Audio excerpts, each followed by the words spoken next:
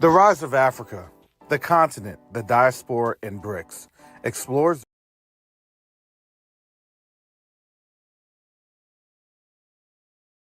The rise of Africa, the continent, the diaspora, and BRICS explores the relationships that are affecting the global economy right now.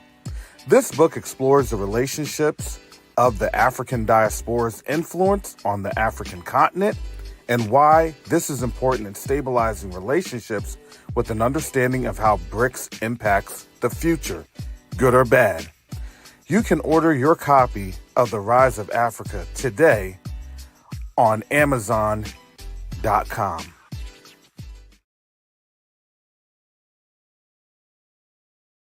Neo-diplomacy is the new currency.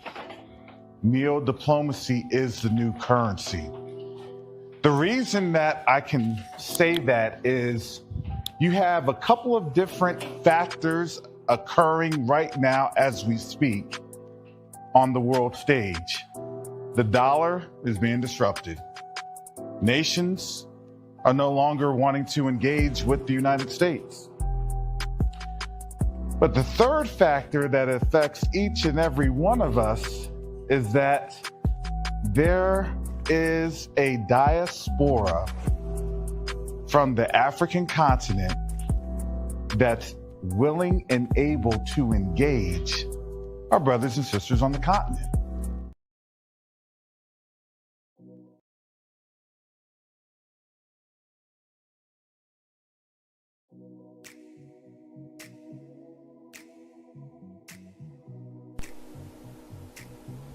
Every journey begins with a simple act of care. For Quest to Unite Africa, that journey started with something simple: a mother, a newborn, and a promise that no life would be forgotten. We did not begin with buildings, we began with people. We packed mother newborn kits with our own hands because real change starts where the need is greatest. Those kids traveled farther than we imagined, and they opened our eyes to a deeper truth. Aid saves lives, but infrastructure saves generations. So we grew. Together with donors, volunteers, and partners, we sent a medical container to Burkina Faso. Not just supplies, but hope. Not just boxes, but proof that when a community comes together, healing moves across borders. That moment changed us because we realized something powerful. We weren't just delivering help, we were building a future. Now the journey continues. The next chapter is bigger than a shipment, bigger than a campaign. We are raising funds to build a state-of-the-art hospital, a place where mothers can give birth safely, where families can find care close to home, and where communities can grow stronger for generations to come. This hospital is not just a structure, it's a promise. A promise that healthcare will no longer be temporary. A promise that dignity will have a permanent home. And just like every step before, we cannot do this alone. Every gift, every brick, every name placed on the founder path becomes part of a story that began with compassion and is growing into legacy. It helps us move from emergency aid to lasting healing, from containers to care that never leaves, from vision to reality. Join us, stand with us, help us build a hospital that will serve generations, moving healthcare into action. Visit q2ua.org today.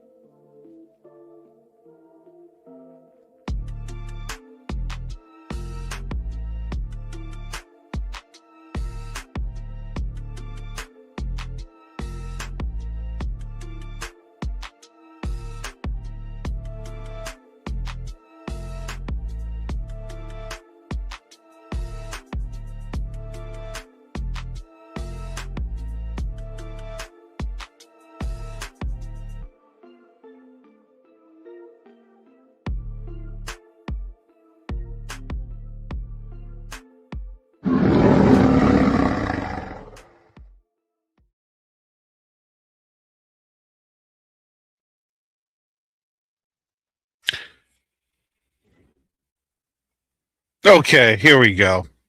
Shalom, salama, siyemi, shalom. Greetings to all my Israelite brothers and sisters from around the world, whether you're the bloodline of Abraham, Isaac, and Jacob, the house of Israel, or you're a Gentile grafted into the house under the blood of Yahushua HaMashiach. I welcome you this morning. We got lots to talk about, lots to discuss.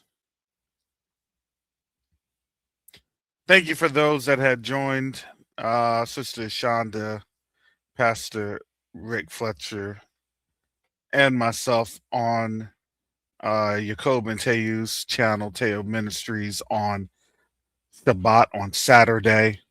I recognize that Shabbat. I know folks say, well, it's lunar.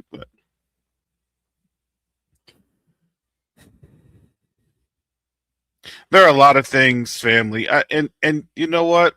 Um, that was the domestic part. We still have a lot of things on the international front because right now we are in a time of reckoning, and I'm gonna say this because um, you know a lot of what I'm going to be sharing today is going to be courtesy of X.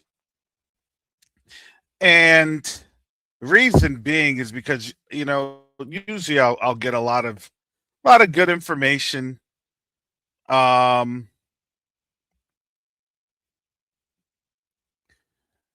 within the I would say the news outlets, the traditional news outlets with not Washington Post, things of that nature.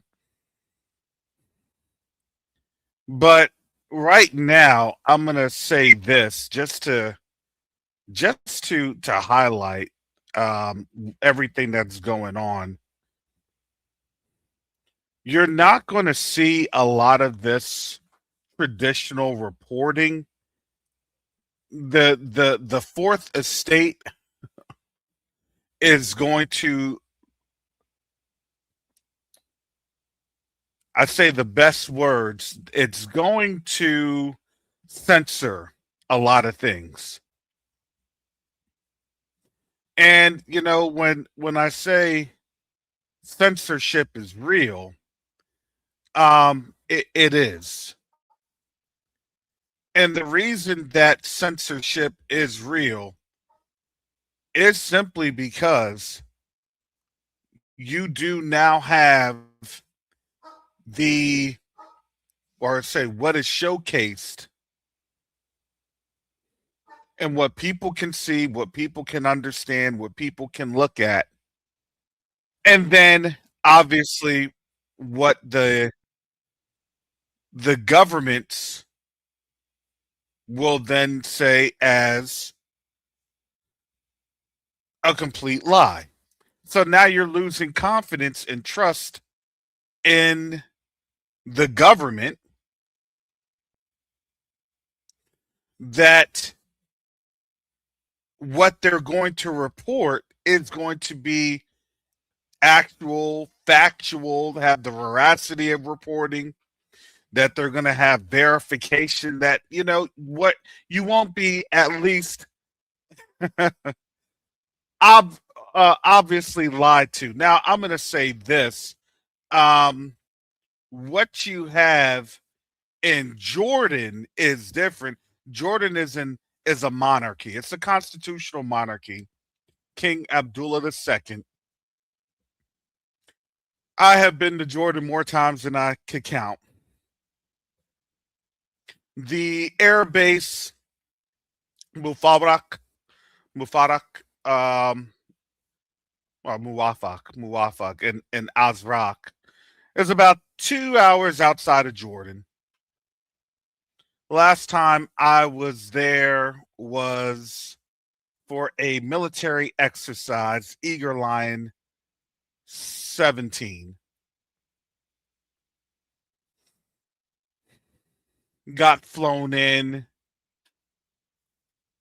had to fly from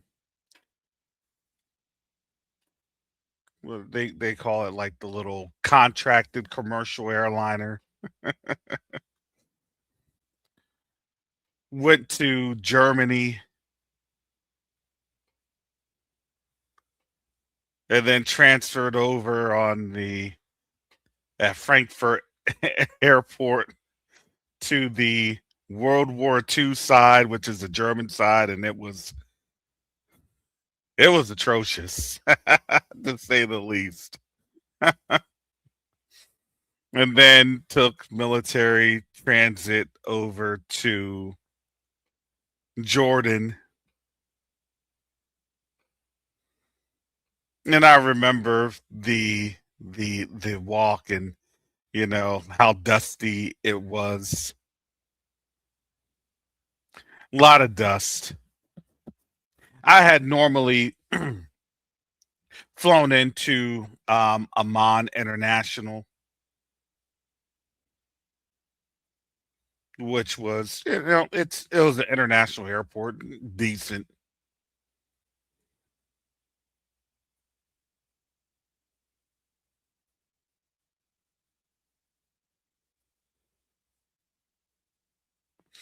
But I look at all that because I'm reminiscing in my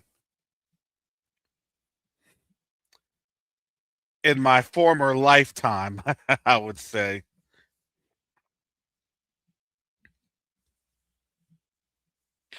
I could always tell and understand and share with folks, and they did not want to hear what I had to say for obvious reasons. I was talking about our people, not our people. I was talking about the U.S. going to war in Iran. I was one of those kind of quacks and kooks. Oh man, this Captain Copeland's on one. And as I was breaking it down, I was like, look, this is what they're trying to, build up to get to where they're trying to, move towards. And the reality was what I was witnessing was a couple of years in advance. I was seeing things back in 2017, 18, 19 of what was to come the next decade. And here we are, this next decade, seeing what was being exercised because the notes were already taken in really my generation.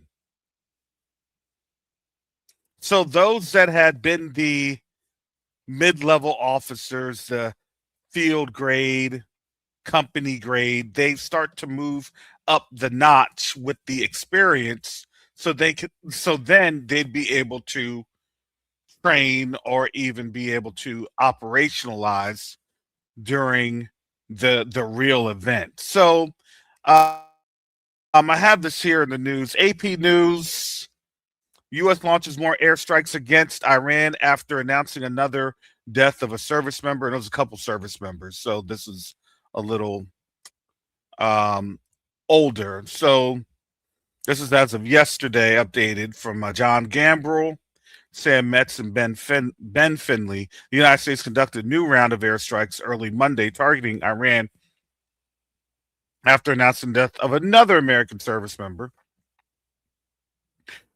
Okay, well, I guess it's another one. So now folks are dropping like flies. And Iran fired missiles toward Jordan that risked widening the conflict into neighboring Israel. Step by step, the U.S. and Iran have inched closer to all-out war, as last month's interim deal meant to permanently end the fighting has crumbled, and shipping traffic in the Strait of Hormuz has largely stalled. and they're saying now that Brent crude is going to be above 90, and more than likely by the end of this month, we're going to see crude topping 100. Potentially 150. We're getting towards basically an operational destabilization moment here in the United States. Um, we may reach that probably in about 60 to 90 days. 60 to 90 days. Now they're saying, "Oh, we're going to run on now." Well, I'm going to say, there's definitions of running out of things.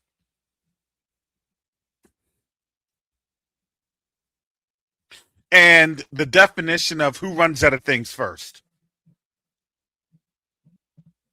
Okay, the general public will run out of things. The general public will more than likely, and actually I'm gonna stop saying more than likely. I don't believe that you have an actual, just in my opinion, I don't believe that you have a competent administration that would actually do any type of rationing or things of that nature. And the reason being is because in this administration, you are not to question anything that they are providing. You don't question the narrative. I think that's the best way to say that. Don't question the narrative.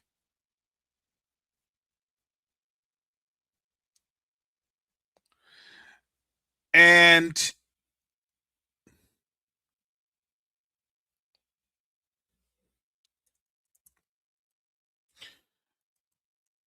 when you're now seeing a individual that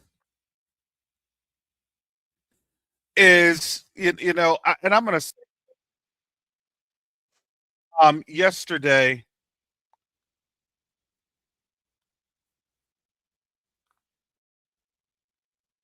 there, I was watching the World Cup.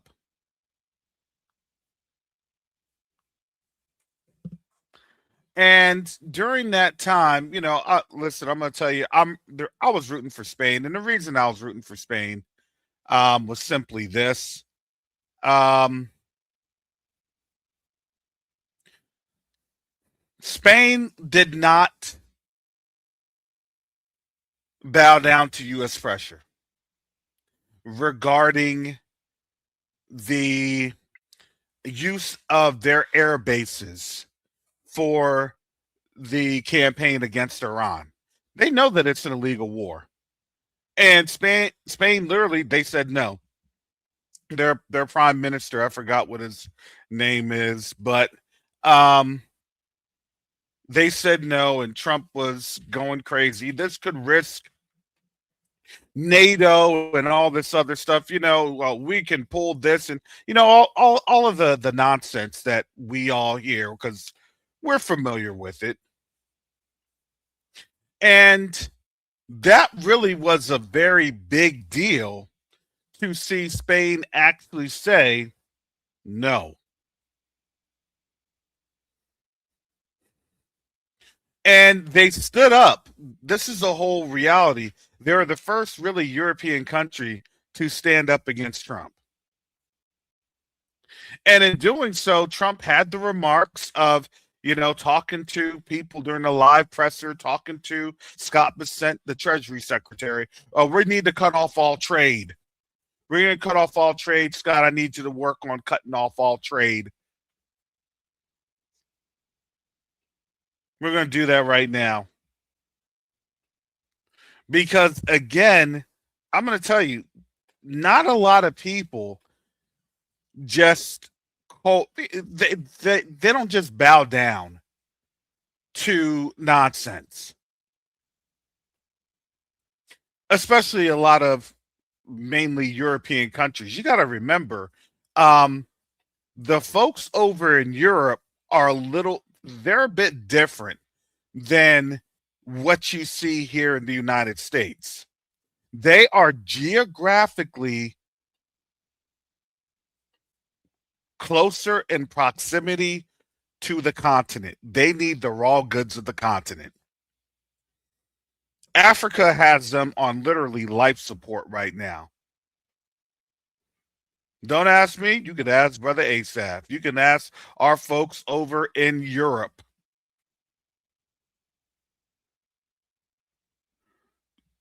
And a lot of people don't take kindly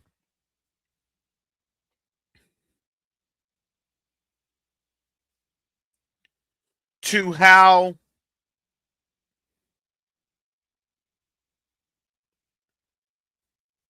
the war started over in Iran. Because people are like, look, just leave people alone.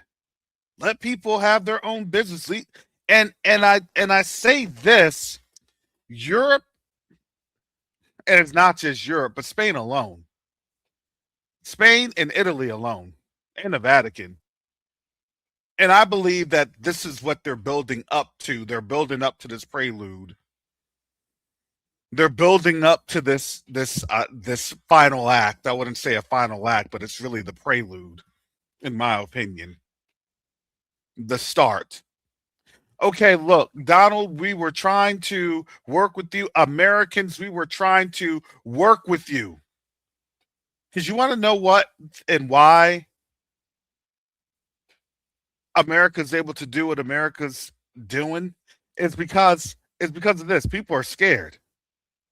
People are scared because they think that, oh, this nation is really God has is on this nation. And we look like, huh? No, what? Who sold you that? Who sold you that baloney? Well, look at this and look at that. And we have to explain to them the only reason America is even in the position that they're in is simply because of us. So yeah, the Most High has always been with us to do what?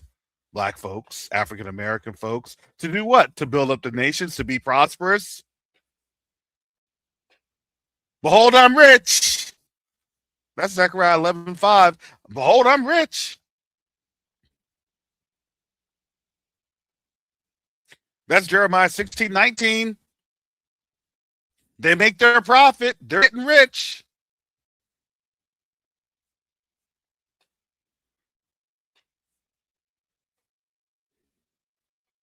And they were trying to translate that into military victories.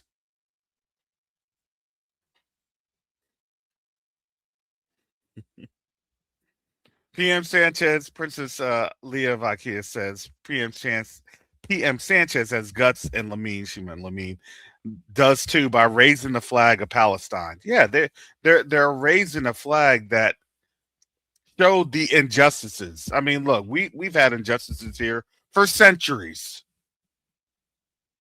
But now all of a sudden people are starting to pay attention and realize and sit up because again, we took away our peace or semblance of peace. We took away our power. We took away our scepter. You all know why they're crying out for us? Please, please give us your scepter again. Give us your power again. Well, just look the other way when we delete you. Just look the other way when we eat you. When they said, look, when the Most High said that our enemies would consume us, he literally meant it. They would try to eat you. Why? Because they think that you're a special magical Negro.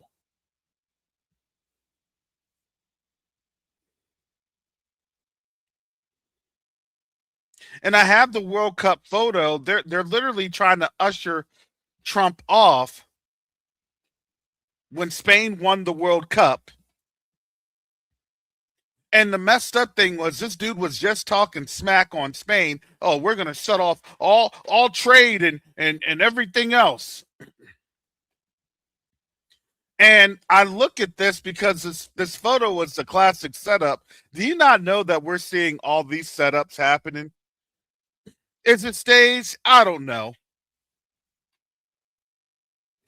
But it's just interesting to see all this stuff happening because again, we're seeing the end. We're seeing a people victorious over the wiles of somebody that said, hey, they want to destroy their economy because they did not allow for their base to be used against really an illegal war. We're in an illegal war. I'm sorry, we are. I don't care how else you want to shape it or anything else. And I'm going to ask folks, um, how how long can a country sustain? Okay,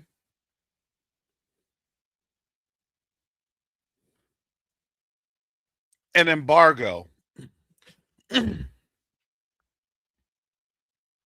embargo, and project its power thousands of miles away. It can't. It doesn't. It never does.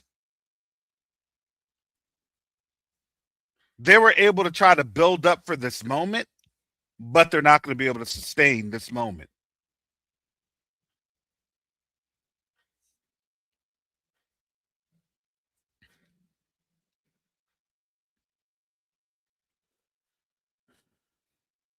And the U.S. has tried. They've tried to laden themselves, right? This is a back of chapter 2. They tried to get other countries. Let's get them involved. Hey, help us with defense. No, it's just been it's just been war and warfare because war and warfare pays in this country.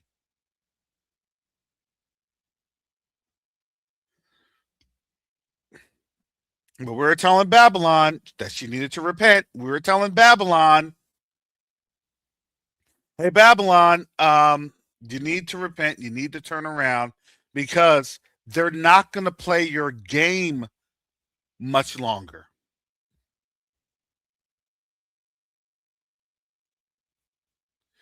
And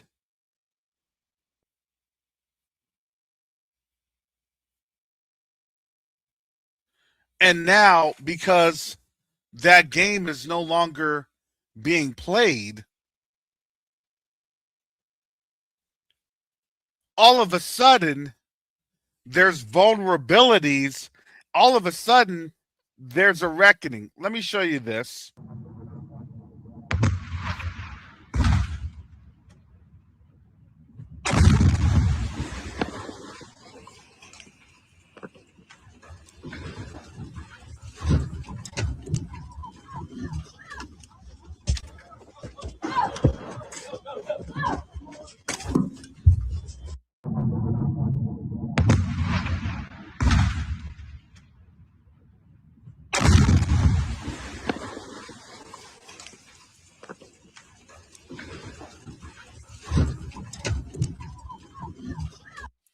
So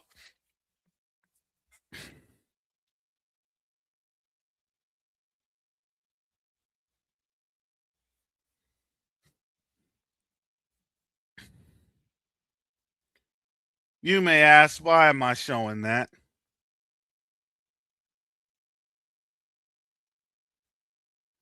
Because you have to understand, and I'm going to show this to multiple angles.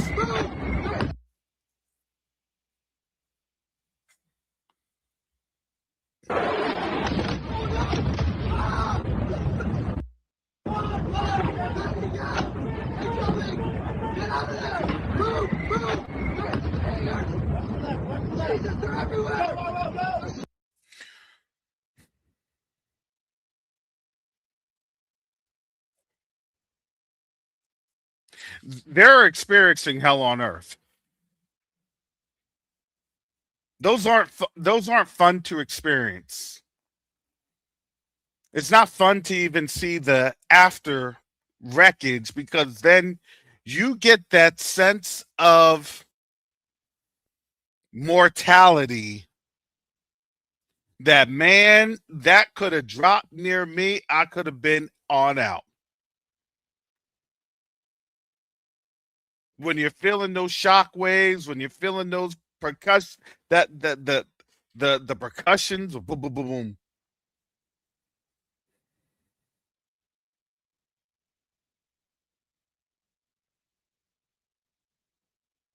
Let me tell you something. Like I had stated earlier, Iran was trying to show and they were trying to be nice and courteous in war.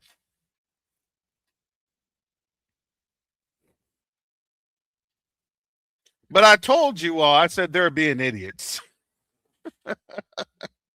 But it wasn't for the sake, here's the reality. It wasn't for their sake.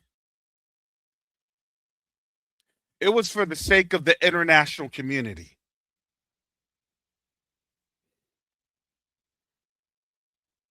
Because they had to show the international community, okay, we're going to bend over backwards. We're going to do this. We're going to do that. We're going to do that. Because you got to remember,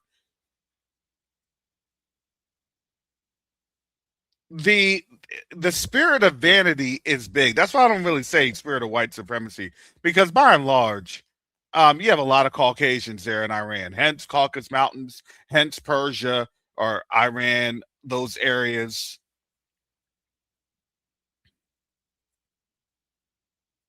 So that's why I try to say, like, don't mix everybody up into that phenotypical bowl. Please don't.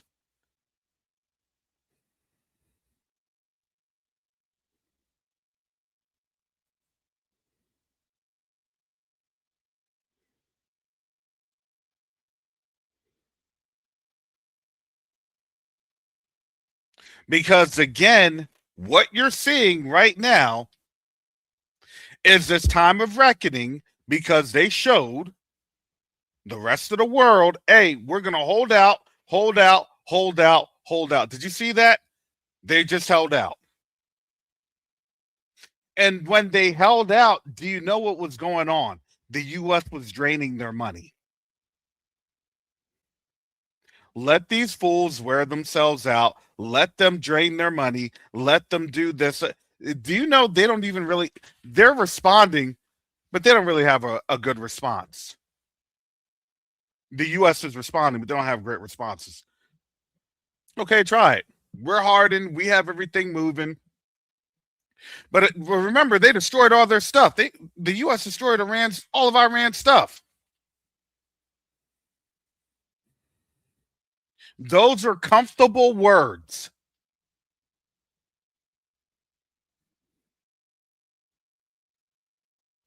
And let me tell you the aftershock of those comfortable words, because these folks here that's taking pictures, these soldiers here that's sitting there on that air base in Jordan, well, guess what? Those comfortable words are all coming down the chain. Because why? Because the commanders hear it.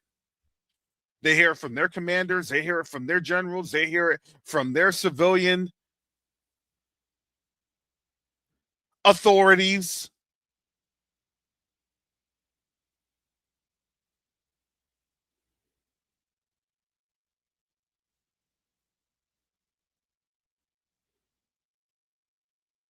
And they're hearing this lie coming through, and it goes all the way down. Don't worry, our interceptors, our Patriots, our surface to air missiles, all of our capabilities. Don't worry, we're the best, we're the greatest, we got this. I'm telling you, this is just the opening salvo.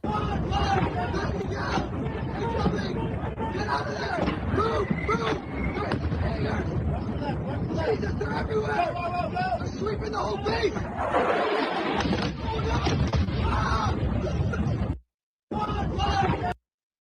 Now, I don't know how smart it would be for that guy to be sitting there. I wouldn't have been. I would have gotten on down the steps. I would have tried to go into something a little bit hardened.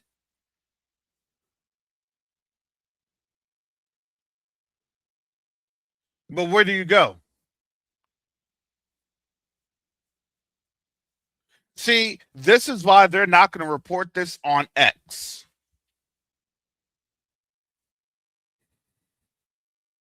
Now, if I'm another country seeing this, do you think that I'll run my people or rush my people into war? Absolutely not. They would have political upheaval.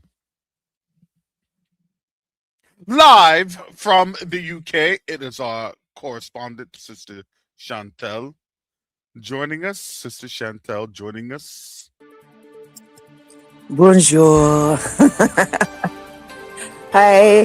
Shalom to everybody. Okay, so I don't know what is going on. I literally just came on. I was watching something where it showed goodness. I'm just gonna say I'm so sorry. Like I'm looking at how much your food is costing Mm-hmm. and Yeah. I'm gobsmacked. Yeah. Like $40 for a fruit bowl. £6 something for a box of Cheerios. Um, Beef costs about $40. Sorry, I said £6. I mean $6. Uh, I'm Mm-hmm. I'm Yeah. completely floored. Oh my Yeah. gosh. No, no, that is correct. That is inflation at work. I mean, we knew it was coming, but to see it, I, I don't even know what to say. Truly, I have no words. I'm not even lying. I don't know what to say. Like, how does one eat? The food is just going to sit there until people decide I'm not taking this no more, and people just go in there and take what they want. Because if people can't afford, here's the thing: if people can't afford the food's just going to spoil anyway. Well, yeah, no, and shoplifting has been on a rise. Like they don't a lot of these now in a lot of these cities, they are not prosecuting, and especially if it's like them folks that are just going on in there and just grabbing Cooks. stuff and just they're like they just going in there, they just show up. Look, there's no takeover. They're just showing up, and it's like, all right, say something, and what can they do? I don't try that. I'm not going to try that. Look, I'll just say, Father, I thank you. If you have to feed me by other means, if ravens have to come, hallelujah. But Huh? but the great thing about it is that the Most High is really keeping a lot of us, and you got to remember those are at places where you have your traditional like gold, uh, um, popular box stores and things of that nature. But when you look for us, we have Save a Lot, we got Aldi's, especially down here in Florida. Look, we know how to make things work. We know how to stretch things. Mm. You know, Five it, dollars for a one lemon. $5 for a oh, lemon. but you knew that was coming because they were getting rid of the immigrants that were working and now we have all these parasites and everything else. I gotta do some anti-parasitical stuff because I know. And that's crazy, isn't it? Like, dang, you just know when you have something in your body that's not there. Yeah. It's crazy. Have to mix up some some cayenne pepper and lemon and honey and Hey, listen, that is going to be like a gold mine. Who's going to be squeezing lemons for yeah, $5 each? yeah, oregano oil. Yeah. Yeah, that I mean, but If you lot are sick and you want lemon and honey, look, you gotta remember, I'm here in Florida. I ain't gotta go no places. I could just run up to a farm and and pick it. pick some exactly. If they allow you to, Yeah, they people will. might get a little bit, Yeah, no, they look. You could go to pick your own farms around here. okay, all right. Yeah, Yeah, yeah, we have something like that as well. yeah. You can go to Um, pick your own farms, pick your own strawberries, pick your own blueberries, things of that nature. And those are actually a lot. Those to me are a lot better. I'm like literally right down the street from a lot of those, and they have the farm stands, the farmer stands, like here on the side of the road. Besides just getting orange jam, crocodile. nuggets, or excuse me, alligator nuggets. Huh. That's a Florida thing. It's real. What? It's real. Alec, did you what? Sorry. So, Orange jam and alligator nuggets. I'm sorry. I'm not trying. Like, but Yes, they alligator nuggets. yeah, they'll sell those things on the side of the road here. You don't know Uh, real Florida until you see that. Dude, that's real okay. Florida. I've seen the most ridiculous price on an item. In I think it's called penny pound. I don't know, but it's retailed at $29.99. Ice balls. Mm. They're selling water, frozen water for $30. Yeah, but you gotta remember we're in a decline here, and we're not we weren't making that up. We're in a decline. The Yes, but it's problem, frozen water. You could do that yourself at home.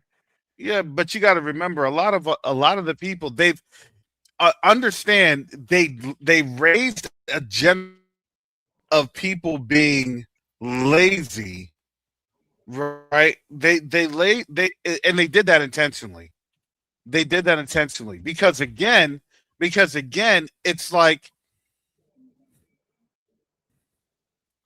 what you see here on the screen, as someone had said. I'm going to try to get back to that comment. It was said here. Mr. G says it won't be long before we'll be facing that.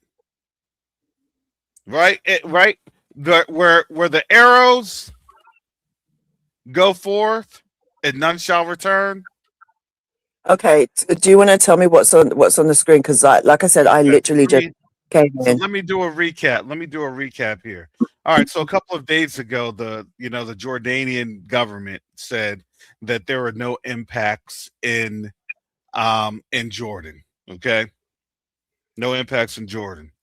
Mm, I so I reminisce. I kind of go back to this because one day, or yeah, it was back in 2017. I actually landed here for an exercise known as Eager Lion. Um, and so I've been to this base. I've been to this base, and but shortly thereafter, got whisked away um to where I was at in the Amman area, which is about two hours away. But it's one of those things to see something that somewhere that you step foot at that's now being bombed. That's now going through um these Iranian strikes. And what they were saying, what the government of Jordan had stated initially, there were no impacts that occurred. Okay. Now, what this does show, this is now a buildup. This is psychological warfare. This is a buildup.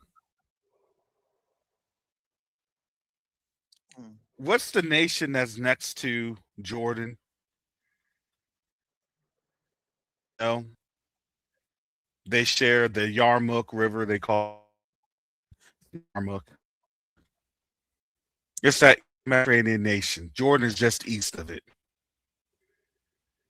The Eastern Mediterranean nation, you have the Mediterranean Sea. From the Mediterranean Sea, they can reach Europe. They can overfly Turkey. No, Jordan has Syria, then Turkey. From Jordan, it's Iraq, and then Iran. So they're just two countries over from Iran in the neighborhood. So they can reach these places with relative ease. Now, the reality is this: they have been stating that their air defense is great.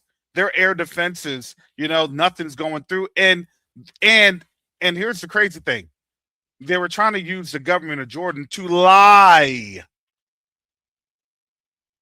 about this activity, this event. The problem is this is now on X, and you can't tell Elon nothing. Elon does his own thing. And this got too much out of, they couldn't contain it. The AI bots couldn't contain it. It broke AI containment limits.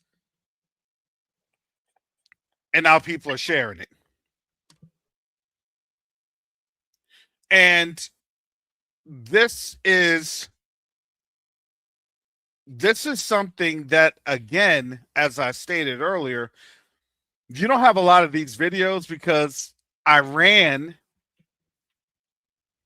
did not target U.S. forces like this. This go around, Iran is targeting the U.S. forces. Because, again, they're looking at these folks sacred cows. They had stated as one of the IRGC members. It's like, we're not treating them as holy. What?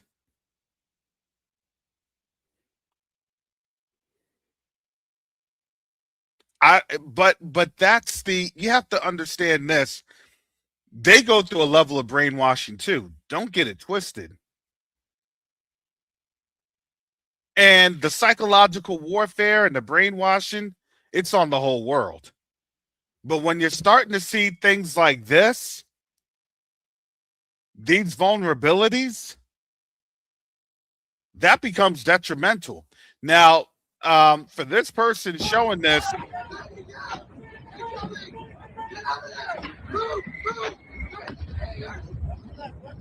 they're everywhere. They're sweeping the whole base.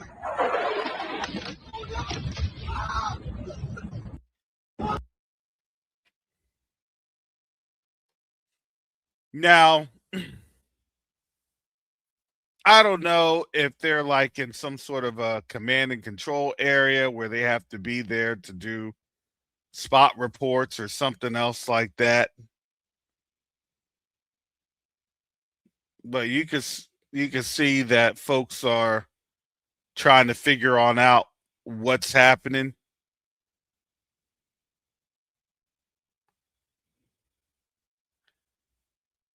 It's not looking good. And this wasn't just happening in Jordan. This was all around the Middle East.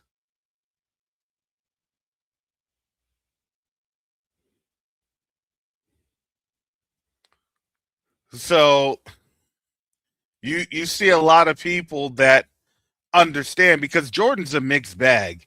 You have a lot of Palestinians living in Jordan. Now, he's kind of brave for putting himself on out there because he could get disappeared. They don't play like that. They will disappear you. These are strikes that have happened in Bahrain and Kuwait. So last week was very, very monumental. And the strikes are still happening even today as we're speaking. And see, these are, let me show you this. And we showed this a while ago. But these are the dancing missiles that they're evading the surface to air. See how they're just kind of going around, changing trajectory.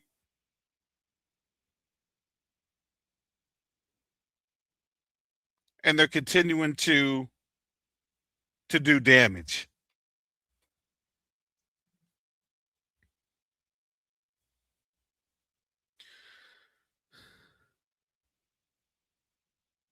This is yes, Brother Asa says,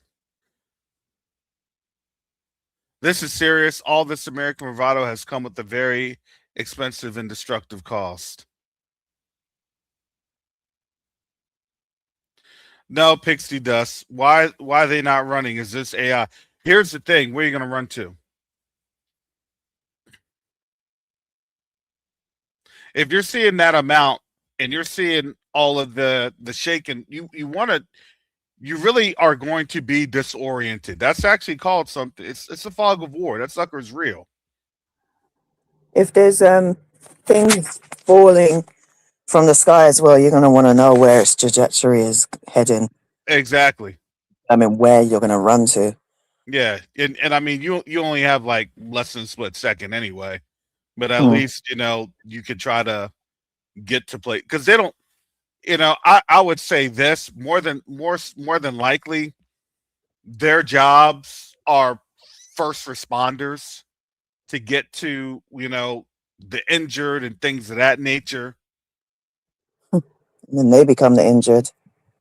And yeah, and then and it just piles up. It really does. It piles up. And you know, you watch And films and you think to yourself, sorry, I was just going to say, you watch these films like this, and you say to yourself, why don't they run? Why don't they this? Why don't they that? Oh, if I was there, I'd be there. No, you wouldn't. they I think wouldn't. who said it? It's like shell shock, living room, homestead said, yeah, it is like shell shock. You It's shell won't do, shock. you nothing. Yeah, because you got to remember, these folks are sitting there on the base like, oh, you're just going to be doing your deployment. Yeah, it's going to ramp up, but it shouldn't really touch us. We're only an air base. Nobody's going to hit. Do you understand? I've heard that before. You have to realize they like to really eat their own lies. It's Okay, if supposed to you be say so. secure. Yeah, I would say if you say so, I'm not that confident. I told him I'm not that confident, but if you say so,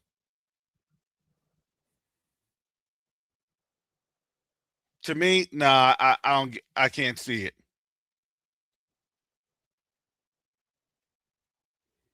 It's that you think to yourself as well how I've watched videos or documentaries about the human body, the human mind, and how it goes into overdrive.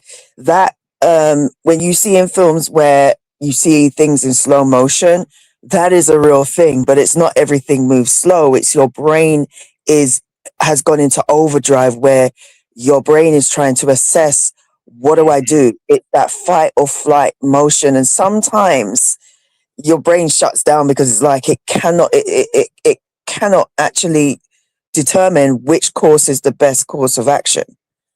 So I, s- I just Yeah, you I don't. don't even Yeah, know you what don't to do. know. Look. The best thing, crouch down by a wall and really, literally, just start praying.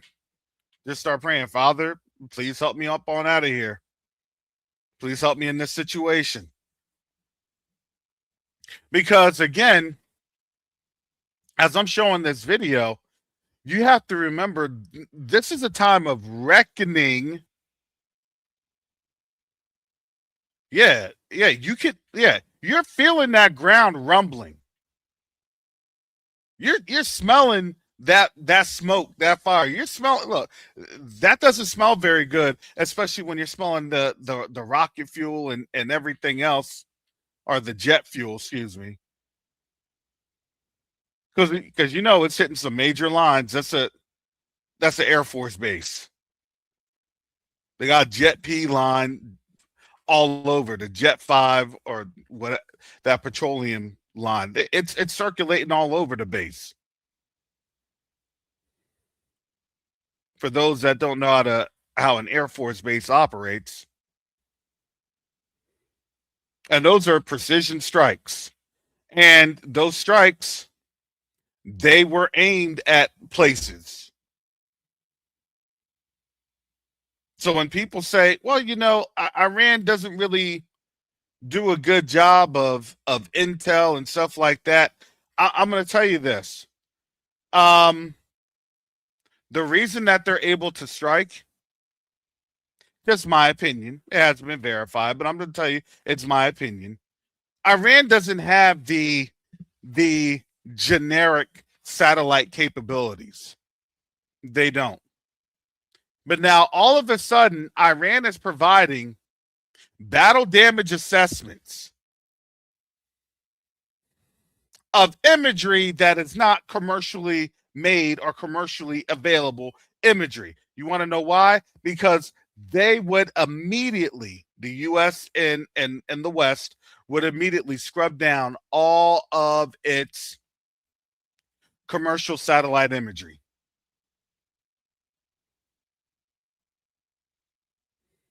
The NSA would immediately make the request to all those technology firms. Put this image here.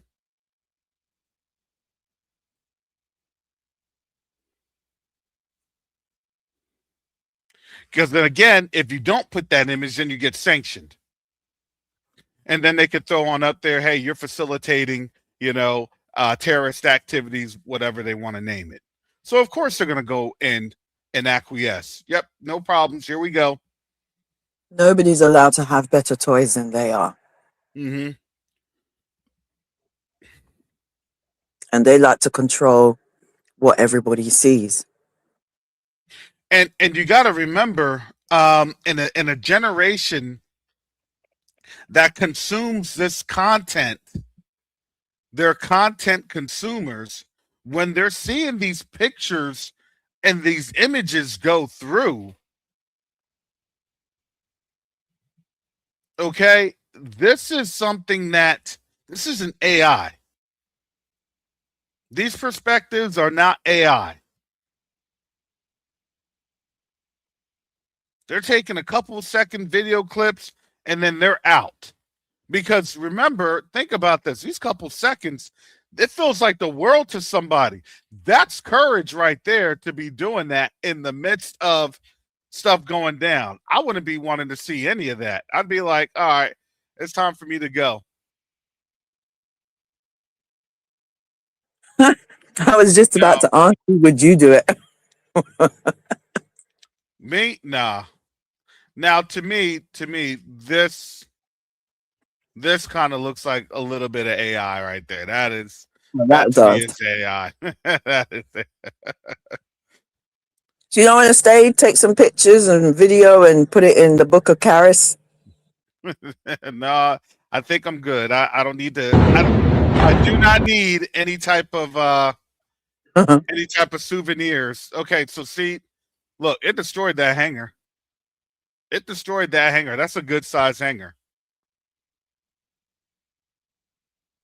We're talking about at least, I think the best way to say it in your perspective, Sister Chantel, it's half a soccer length. Half the length of a soccer pitch. That's quite big. It is. It's a lot of devastation. Mm-hmm. And it may be a little bit bigger than that, just to kind of give that in that perspective. Mm.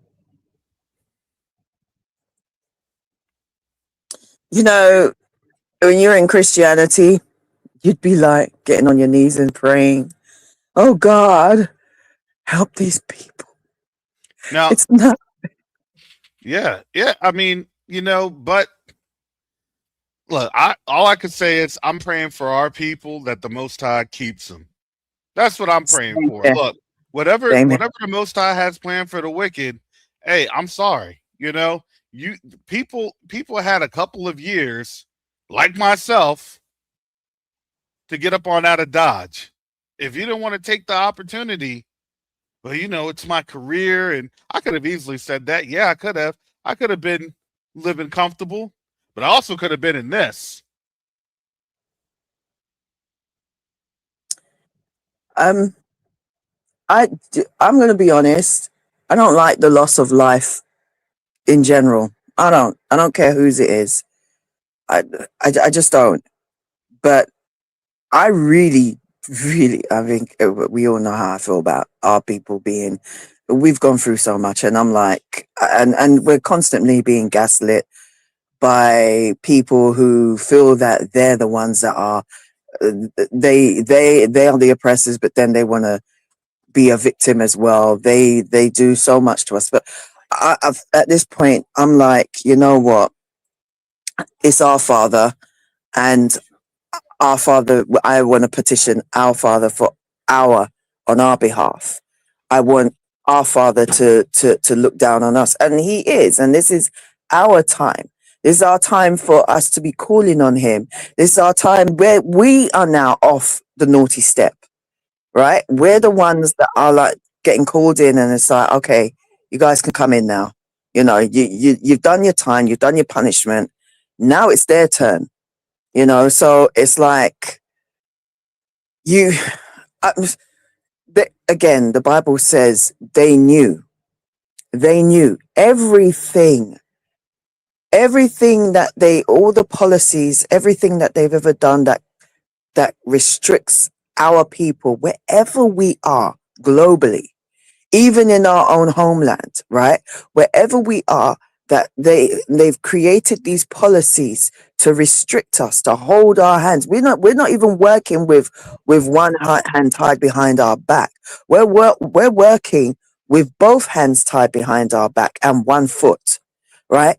And the fact that they go to such great lengths to do that to our people globally, I hate using that term, but worldwide, that should tell you, especially when you look into what it is that they've done, what it is that they do, what it is they try to push for you to eat, for you to, all these things. When you look into it, you understand, yeah, you people know who we are. You know who we are. We know, you know whose we are. You know who we belong to. So it's like, there's a portion of me that's like, nah, you knew this was coming. Mm-hmm. And as it says, you forgot, the Most High said, you forgot the latter end of it. You got on your high horse, called yourself his, pretended that you was the one, that you was great. You forgot where you came from. If we're going to be honest, you forgot where you came from. And now that the curse is reversing, now it's like you can't deal with it. You can't deal with it. And this is for us to just be like, okay, you know what? I'm going to kind of remove myself from this. We're to be in the world, but not of the world. Mm-hmm.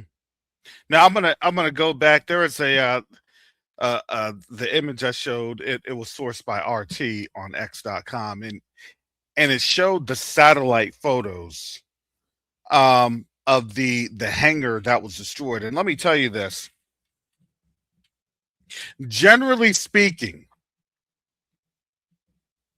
those type of satellite photos are not going to be available to the general public, i.e., there was probably a national level asset of satellite imagery provided by a third country to Iran. So you can speculate that that's probably China or Russia. They've already kind of come out and said that they are, that they are going to support in their own manner. Okay. So they're supporting with imagery. The problem that happens is that whenever you have that type of satellite imagery and capability, you're now able to have more precision strikes.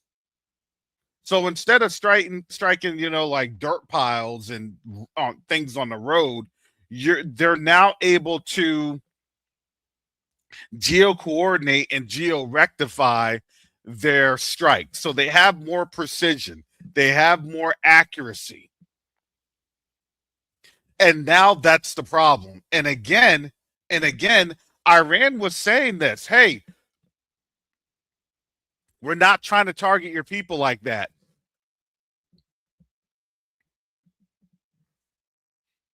Do you understand how much restraint Iran had?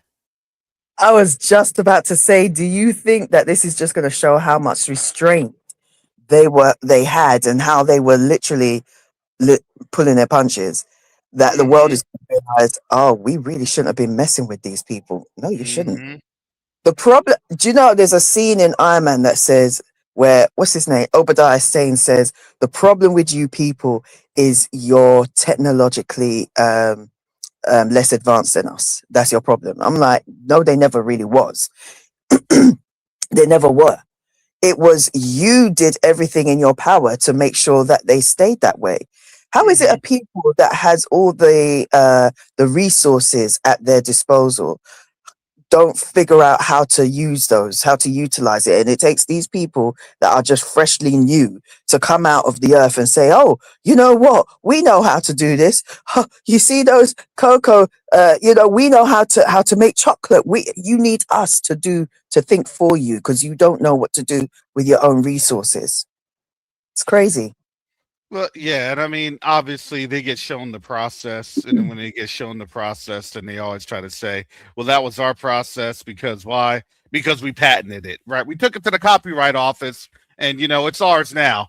And That's not how the world works, and you could tell that the lack of, um, I would say, innovative progress. Because let's just be honest, all their innovative progress came from us. Now, are they Yeah, good at destroying things? Absolutely. They are great at destroying things because that is their, you'll still destroy. yeah, that well and that is actually their legacy, their heritage, right? The fat of the earth with the sword, I when people say, "Well, what about, Esau and things of that nature?" And people don't understand that Esau had a blessing too.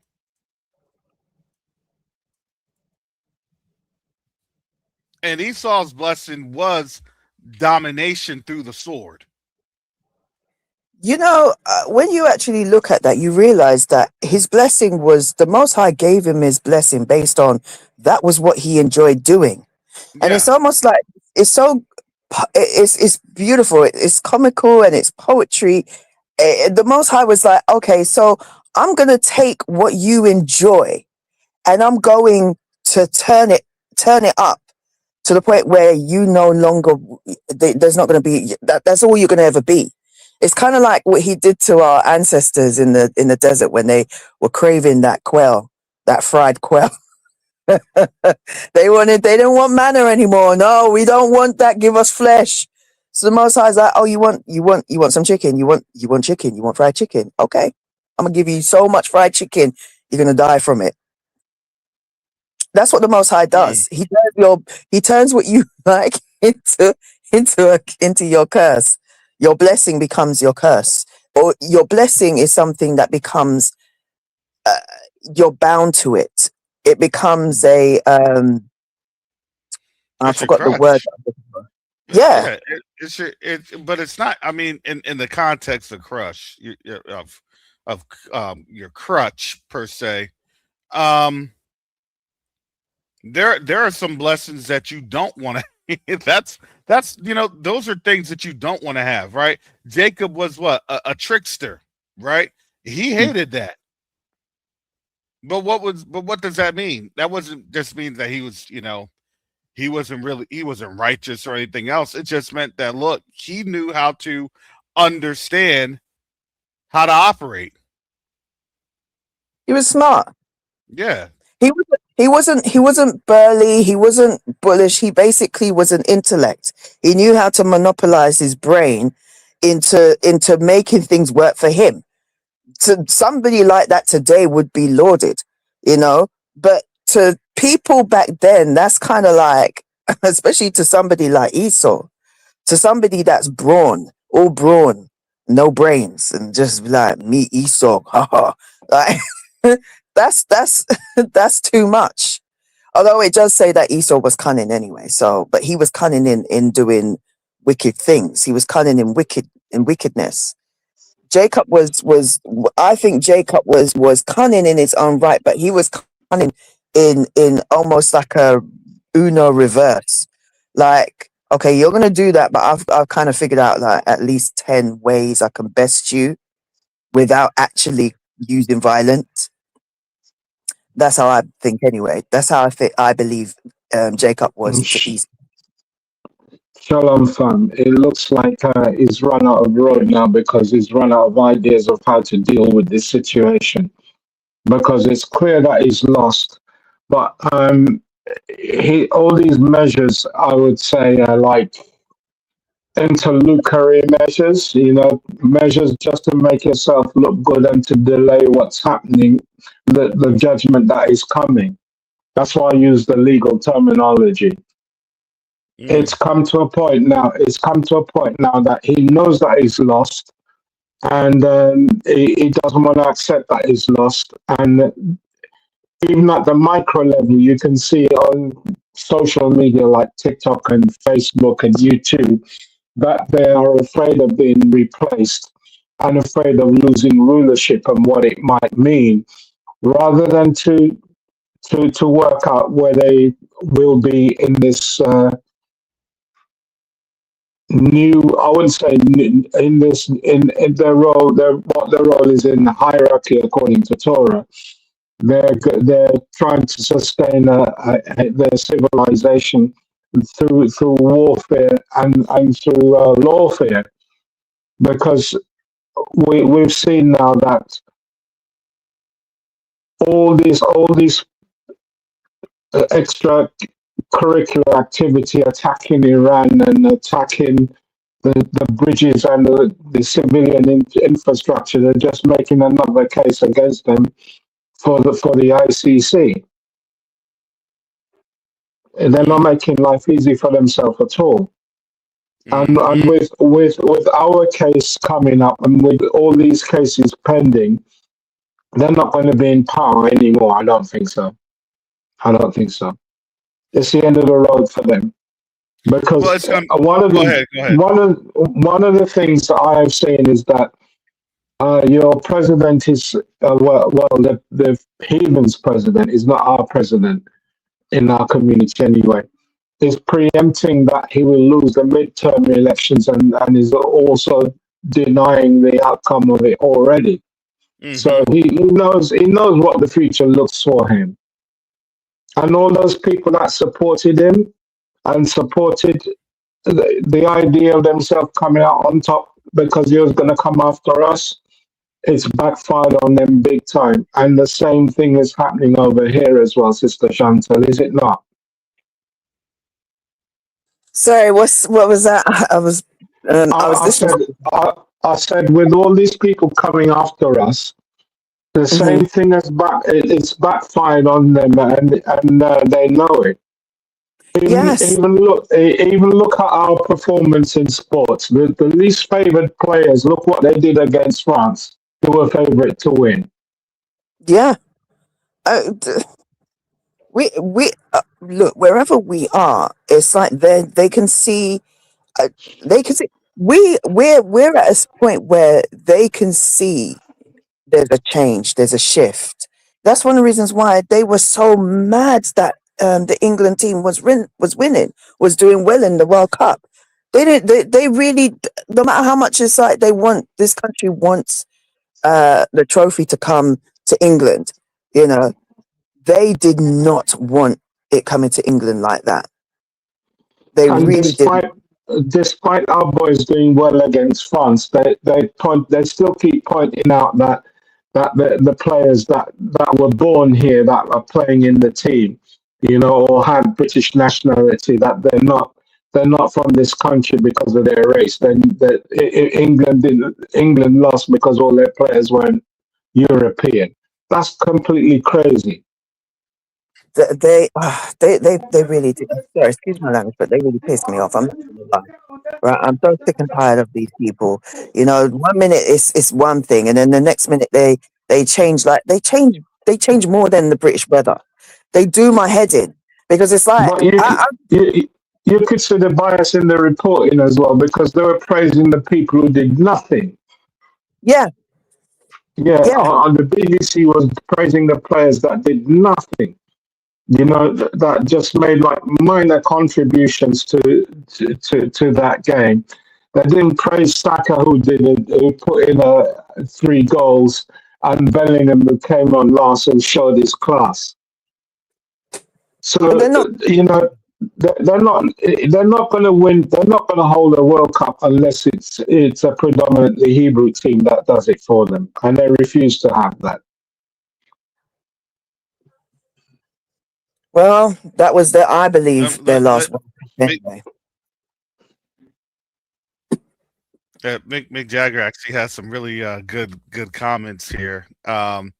He said, "Unfortunately, America hasn't lost anything. They're rallying and preparing to send in the Kurds." I want to touch in on that in just a second, but I just want to show you biblically. This is Genesis 27,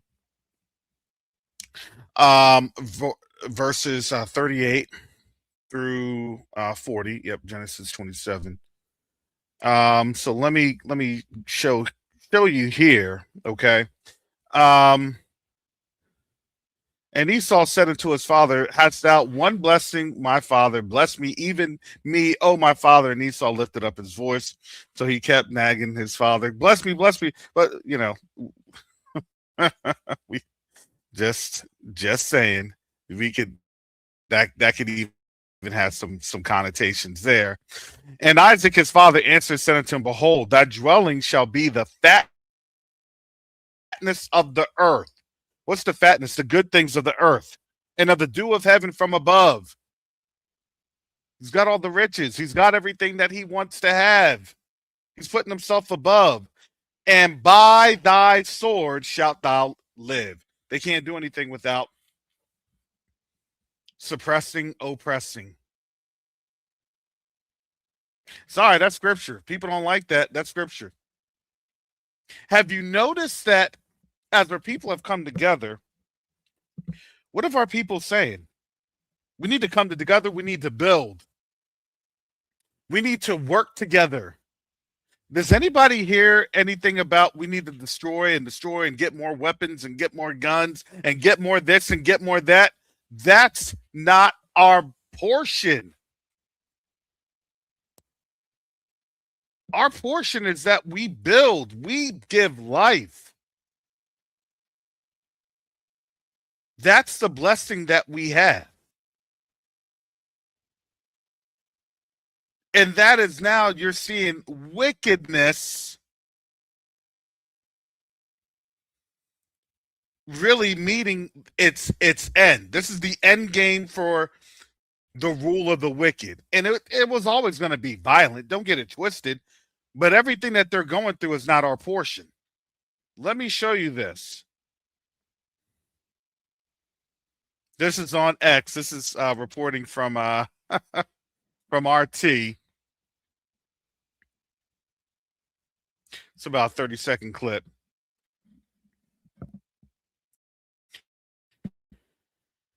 So 5.0 quake. Let me see if I can put the sound on here.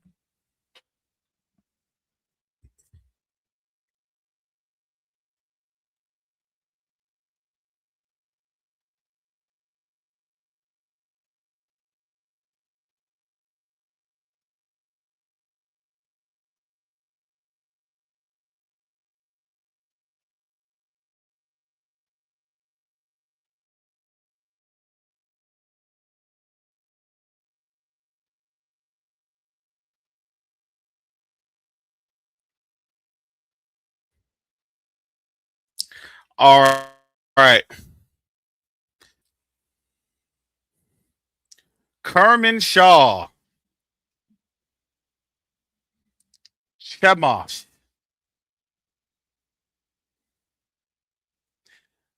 I'm going to say this before I get to all your comments. I'm going to say herds are in. Those are the areas that they're trying to, to get a foothold in, but it's really not working. And now all of a sudden, here it is. Now all of a sudden, you're having earthquakes.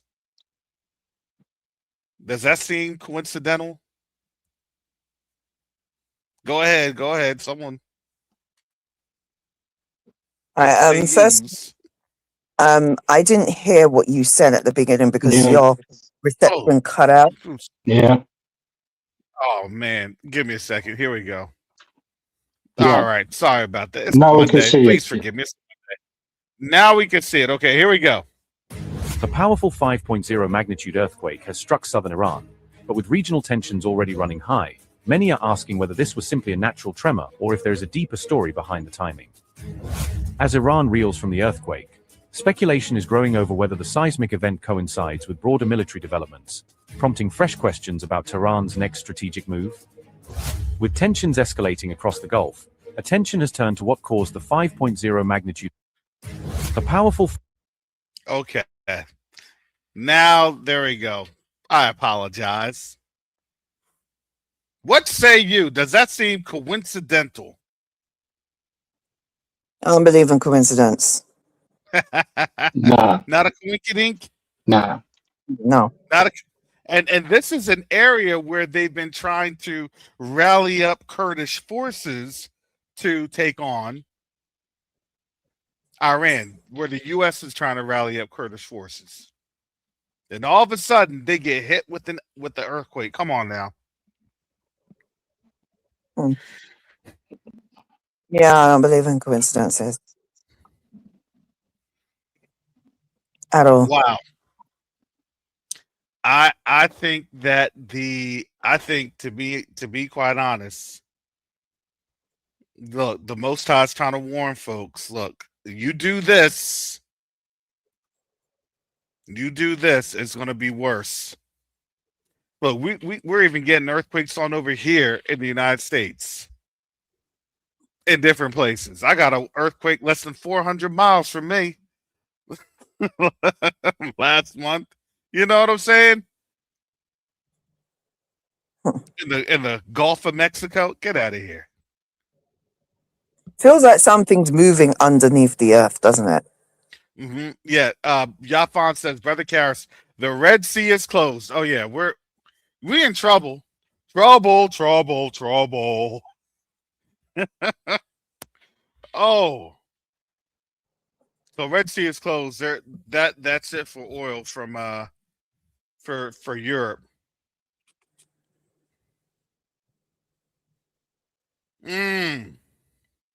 We're gonna go into we're gonna start seeing prices like what you're seeing soon because of that.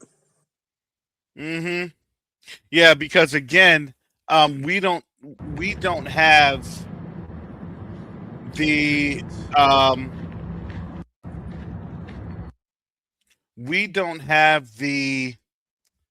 the oil per se to bail folks out. Start going steam. Go back to steam. Steam power. Yeah, they're gonna go back to leg power. Hey, look, you know what Europe's good for? Coal and potato. Yeah. People are gonna be back on the old school trains. Yep. You know, that's how it's gonna have to be. Look, okay, I gotta take this train over. It's a day's train ride to go 60 miles.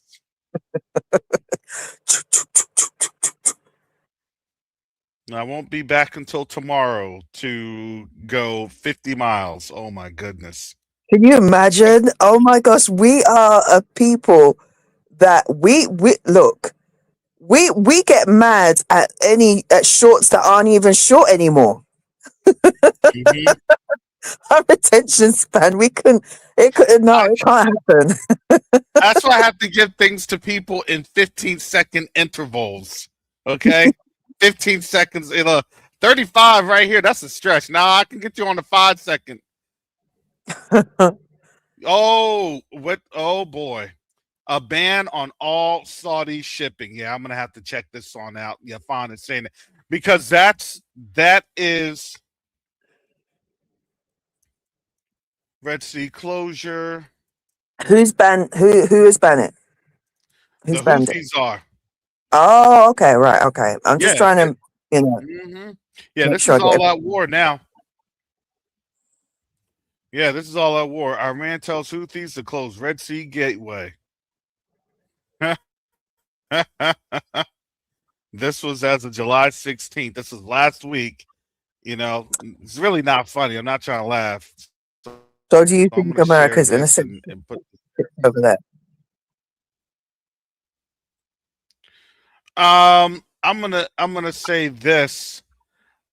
Right now, you're starting to see. Okay, the only way that you can break, when the scripture says that it'll be broken, but not by human hands. And sorry, I can't actually access this site. I'm getting some issues here. Surprise. Yeah, unfortunately. But I'll come back to that. I want to go back to this. This is Kuwait. And I want people to really understand, if you ain't got no and I know it's hard for people to understand this, that even if you're living on the Persian Gulf, just like Kuwait,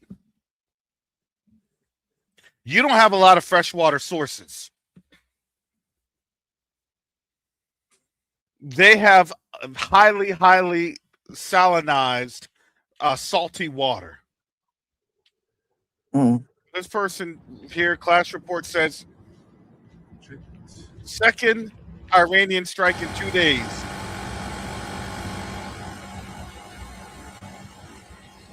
Let me pause it. So, second Iranian strike in 2 days hit a Kuwaiti power desalination plant, sparking a fire. A similar plant was hit yesterday.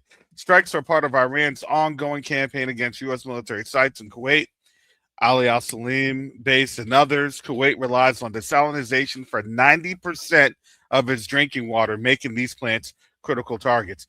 These folks are gonna starve, and not starve. They're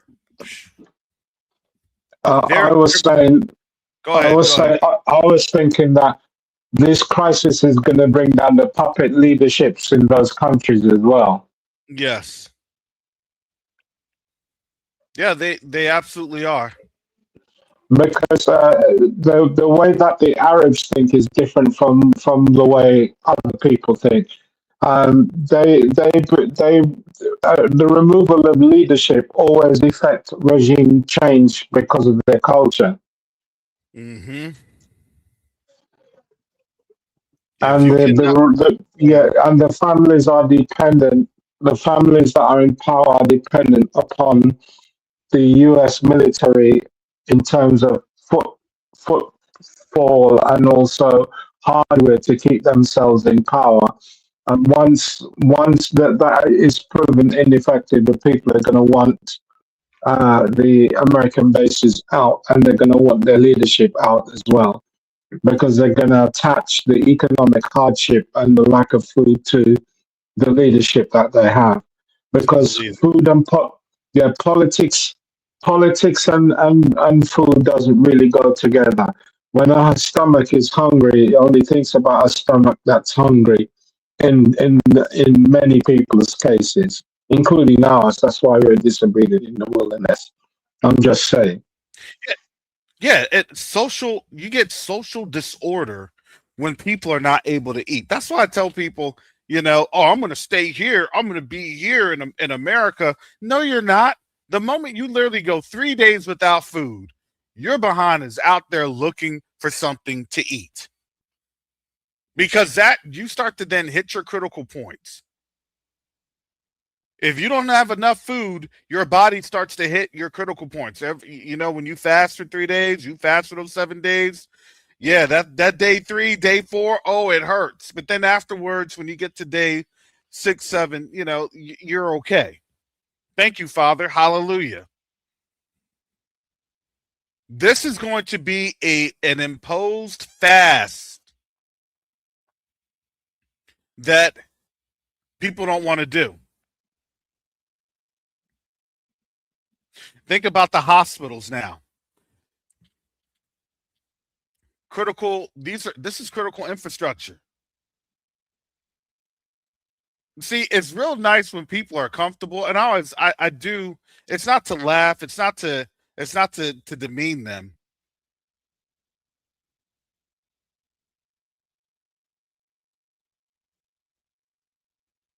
Let me explain this.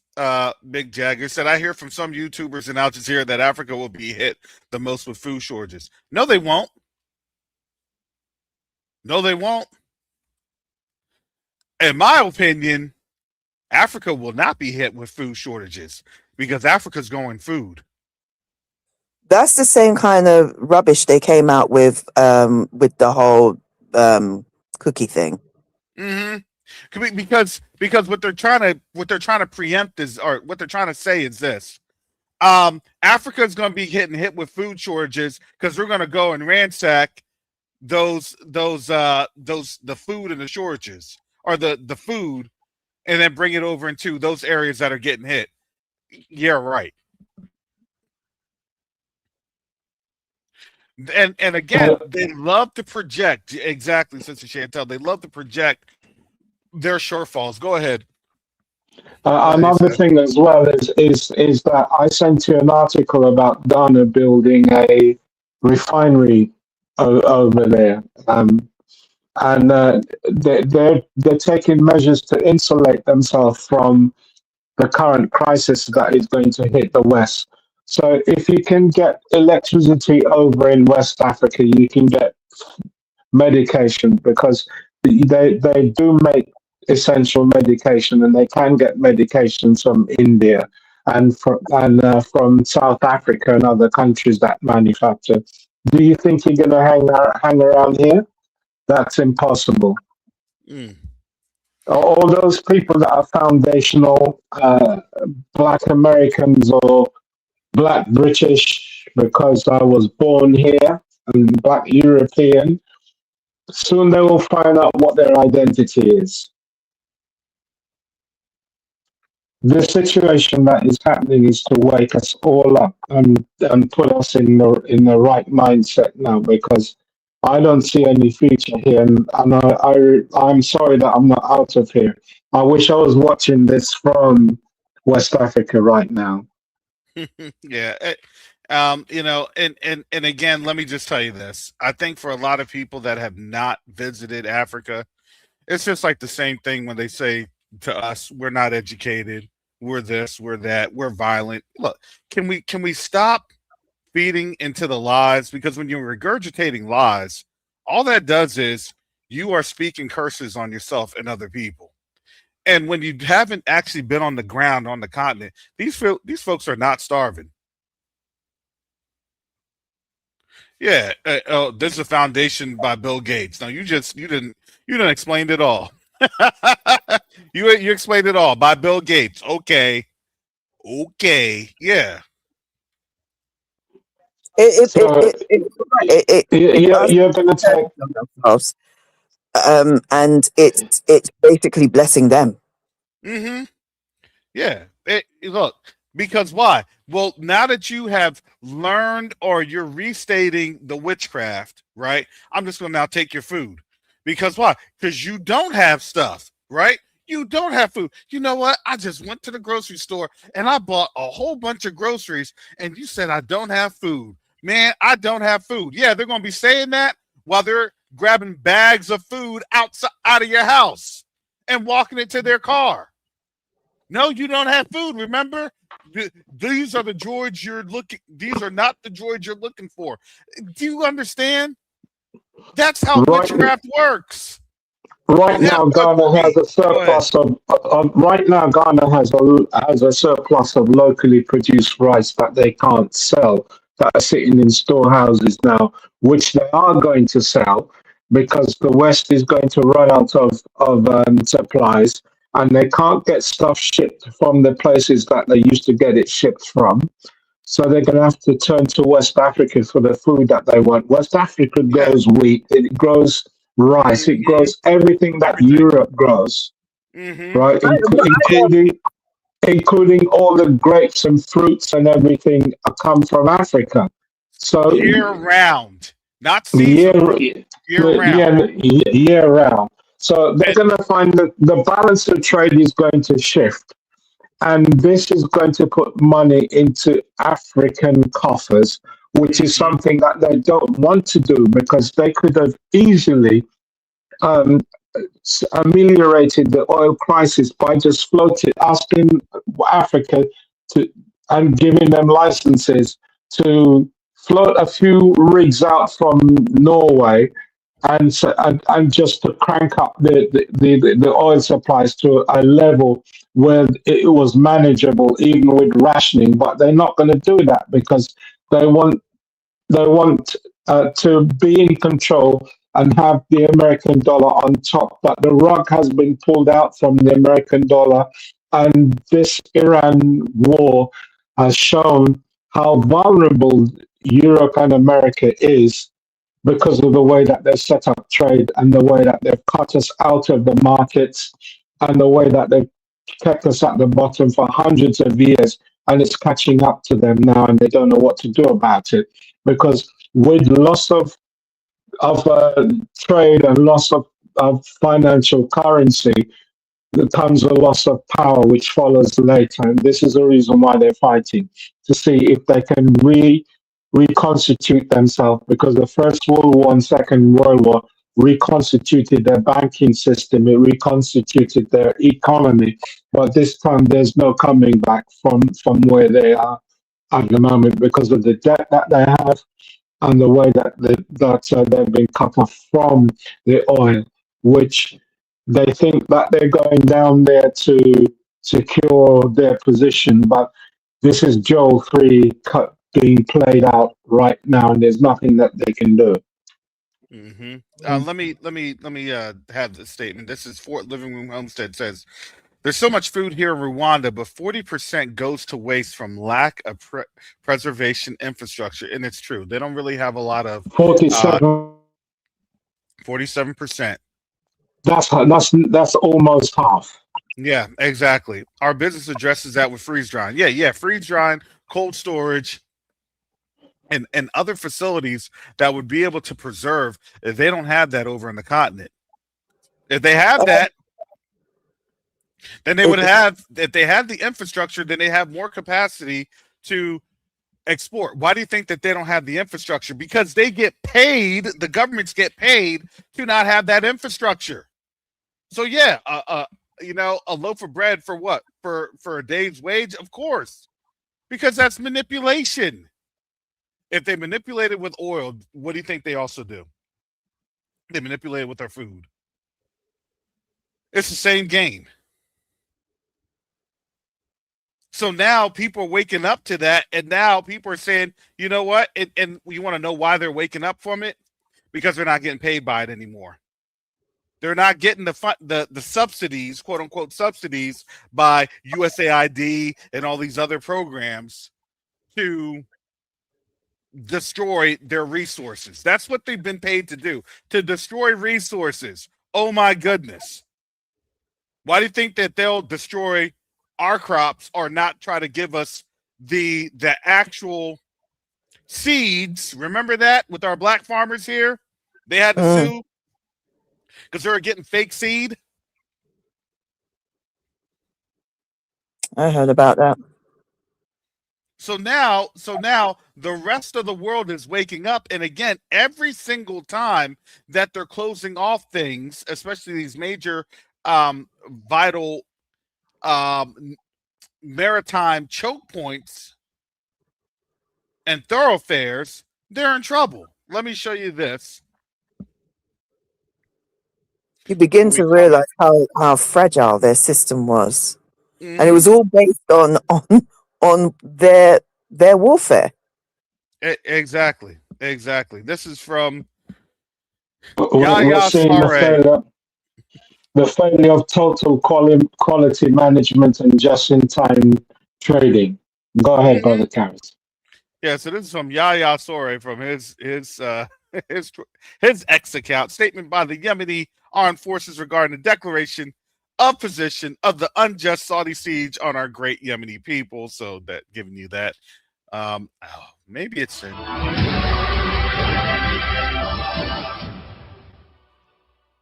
بيان صادر عن القوات المسلحة اليمنية بسم الله الرحمن الرحيم. Okay, so it's obviously not translated just yet. Hopefully it في gets الخروج المليوني العظيم في جمعة التحذير والنفير Well, you can tell he's going to be intense about it. So we got the gist of this. He's going to be intense about it. All right, give me a second. As my servers, this thing is.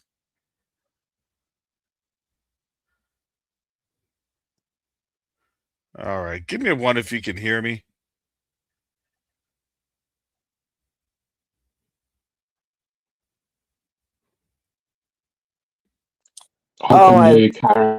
African countries are now rejecting food imports from the West. Hallelujah. You don't need it.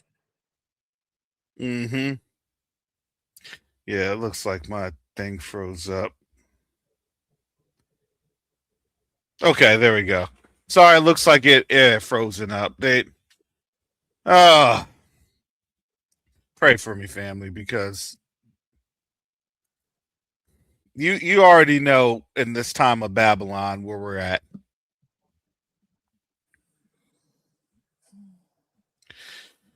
So the Houthis are shutting down the Red Sea.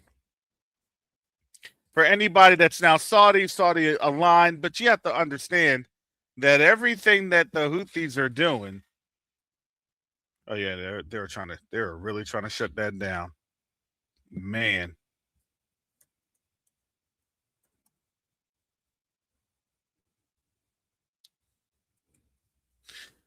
Now they're saying 3 U.S. service members have been deleted. Man, I'm telling you, this is crazy. All right, let me see if I can reshare this screen.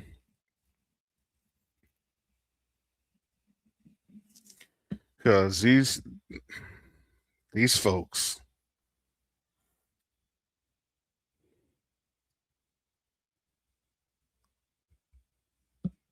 All right, so maybe they translated this.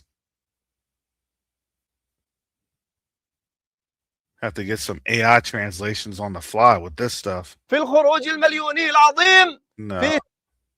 Maybe not. Okay, this is from Iran Observer Breaking. Yemen's Houthis have announced a naval blockade on Saudi Arabia from the Red Sea.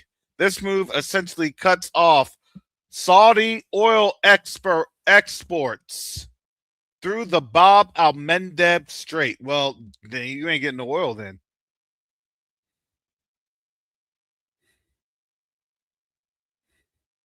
This is from Javier Blas.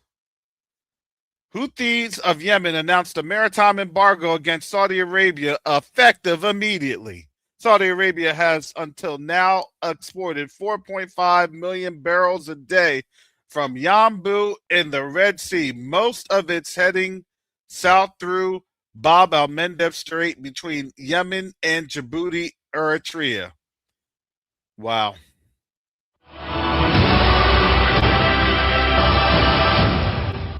بيان صادر عن القوات المسلحة. So, yeah, it is. It's now getting there.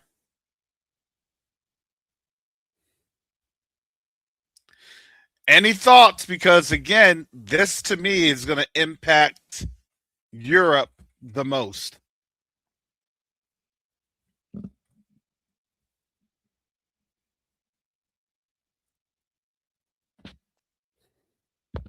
Yeah, I think we're going to start facing the same colossal price problems that you have there. And secondly, I think the only movement will be electric vehicles and the police and the military. Yeah. I would say that I would look at this. They're saying, yeah, Saudi's going to have to fight now. Saudis were losing they lost. I don't know if you all realize this. Saudi lost the I would say the Saudi Yemen conflict back in 2023. They were losing. They weren't able to really have a foothold. They're able to kind of, operate out of Aden or Aden. But Sanaa's right there at the Bab el Mandeb. So they now have a problem trying to export the oil because, again, they're trying to kind of head south and make a beeline, through Africa, through the Cape of Good Hope. They don't really have that cape anymore. Especially anything that's in the Red Sea is very detrimental because the Houthis can target all the way up to the Mediterranean Sea with missiles and drones. So don't get that twisted. And they got spotters all up and down that Red Sea. Do not get it twisted. They control the Bab el Mandeb Strait. So now that this has been effective immediately, a whole bunch of oil is going to be affected because you're taking more oil off of the global market. And in order for, the financial arbitrage to happen, that's more oil that the United States has to utilize. The U.S. is trying to ship out as much of its oil as it can to then support the oil markets. Do you see how that goes? So the same thing that happens to Africa, basically Africa having its resources taken away to support the global infrastructure, thus not being able to feed its people, thus causing an artificial famine. That's going to be the same way that you're going to have that with the United States. And the crazy thing is that the United States, they did this to themselves.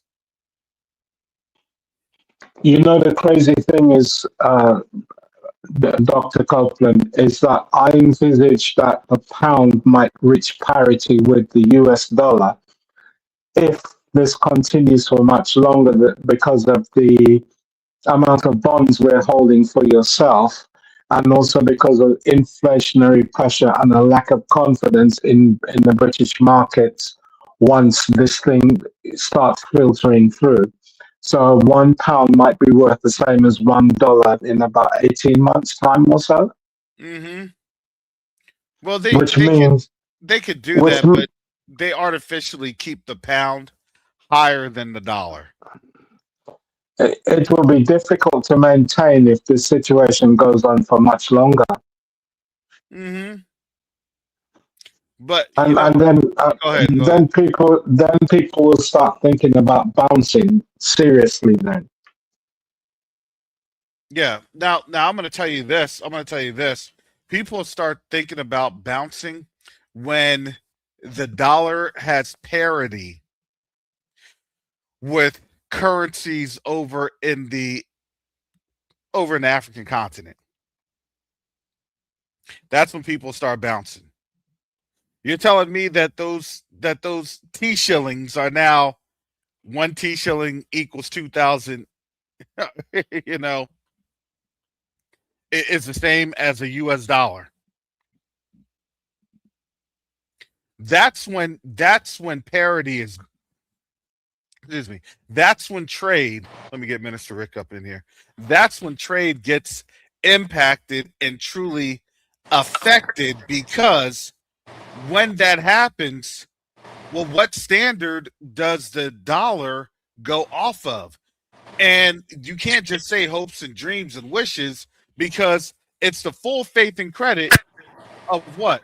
Of the United States. And the United States, that's impacted off of really the military. And now you see the military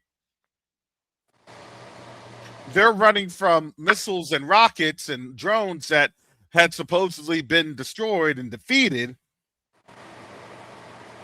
And now people are getting wiped on out.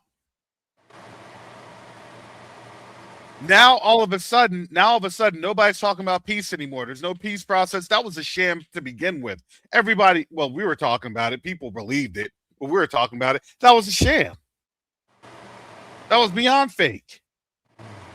Shalom, Minister Rick. Shalom, panel and people here. Yeah, you're getting really deep today. Shalom, Tina. You're getting really deep today, and it's interesting. Shalom. Talk about shalom. Can you hear me? Yes, we can. Go ahead. Shalom. The thing here in the short term, the U.S. will not be able to support the hegemony or the empire. Mm-hmm. Perhaps domestic needs can soldier on with rationing and a few things like that, but they will not be able to project power internationally. We have nuclear subs and nuclear carriers, but everything else runs off of oil, and the jets use the oil. So that alone will be cause defeat military. And interesting for our people, weren't we the traditional international traders and people moving goods and things like that in all the empires where they, suppressed us and everything?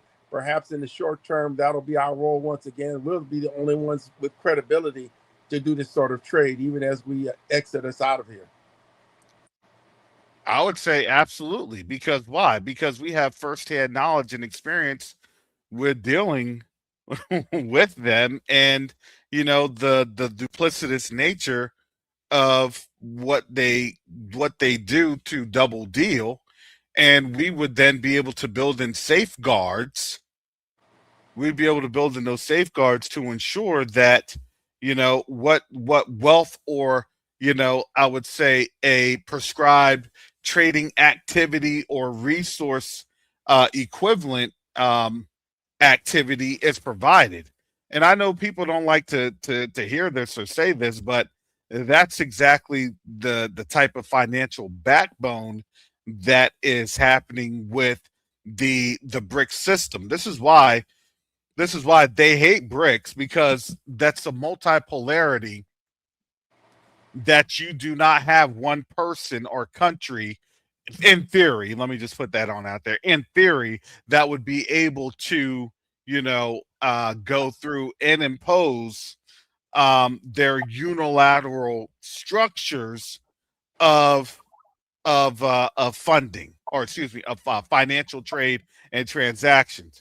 Now, again, what people don't understand is that when you have a State Department, the State Department is actually supposed to go ahead and facilitate those types of transactions. They're getting rid of their State Department because the State Department is no longer as viable, because nobody's really showing or utilizing them as being credible. You can go back in our history to Ralph Bunche and even the South African disinvestment campaign that was pushed from here. Our people will be the only trustworthy dealers from the West that people would even want to be able to deal with. So we just need to move our base, like shout out to QTUA, out of here, so we have a place we can establish a financial base that's protected from the predations of the West. Well, I don't think that, just in my personal opinion, I don't see a like staggered or potential stratification of sorts, because again, to me, it's once the system fails, it fails, right? Now, those that still may be here, stragglers in the system, well, you're going to be straggling, right? And it's not to deter or undermine people, but now you're starting to see, whenever they're trying to talk about food insecurities and food shortages and things of that nature, I'm sorry, the only people that have food shortages and food insecurities is here in the United States. And people are starting to see that. Look at your grocery stores and look at all the niche items that are no longer present. There are items that you can no longer get to. There are items that are being either discontinued or they're putting in multiple products, multiple product lines. And that's not just here in the United States, that's also Europe, because again, it's also our tariffs. Our tariffs are producing impacts, right? These are negative impacts. Okay. Well, again, if you're gonna do that, you're not gonna impact my income. I'm just gonna pass on the savings. Okay, how much was those tariffs? Oh, my product is now gonna be the equivalent of what those tariffs are. There you go. Weren't those that lettuce that was given the problem with the predators, with the parasites, actually from Mexico? Well, here's the thing. If it was, probably, but here's the problem. Here's the problem. Why wasn't the food tested? Where's the FDA and all that? Well, the infrastructure stayed down. Yeah, we're getting to the point where all the king's horses and all the king's men won't be able to put Babylon back together again.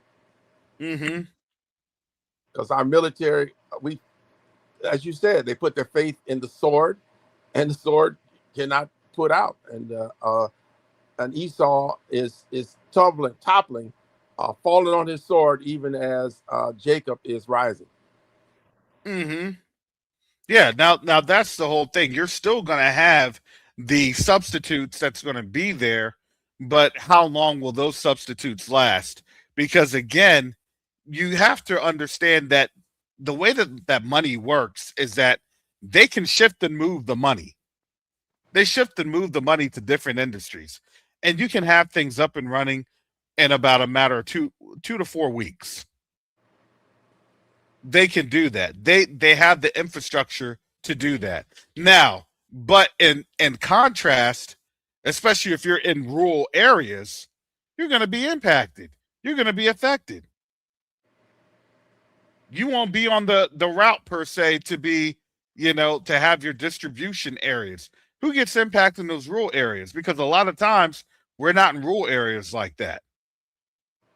We're not in those rural communities like that.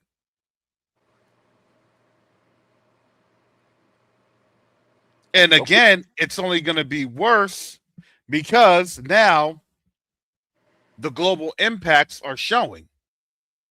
Oh, we can export, but how much are you going to export? Because then you're going to have reciprocal tariffs.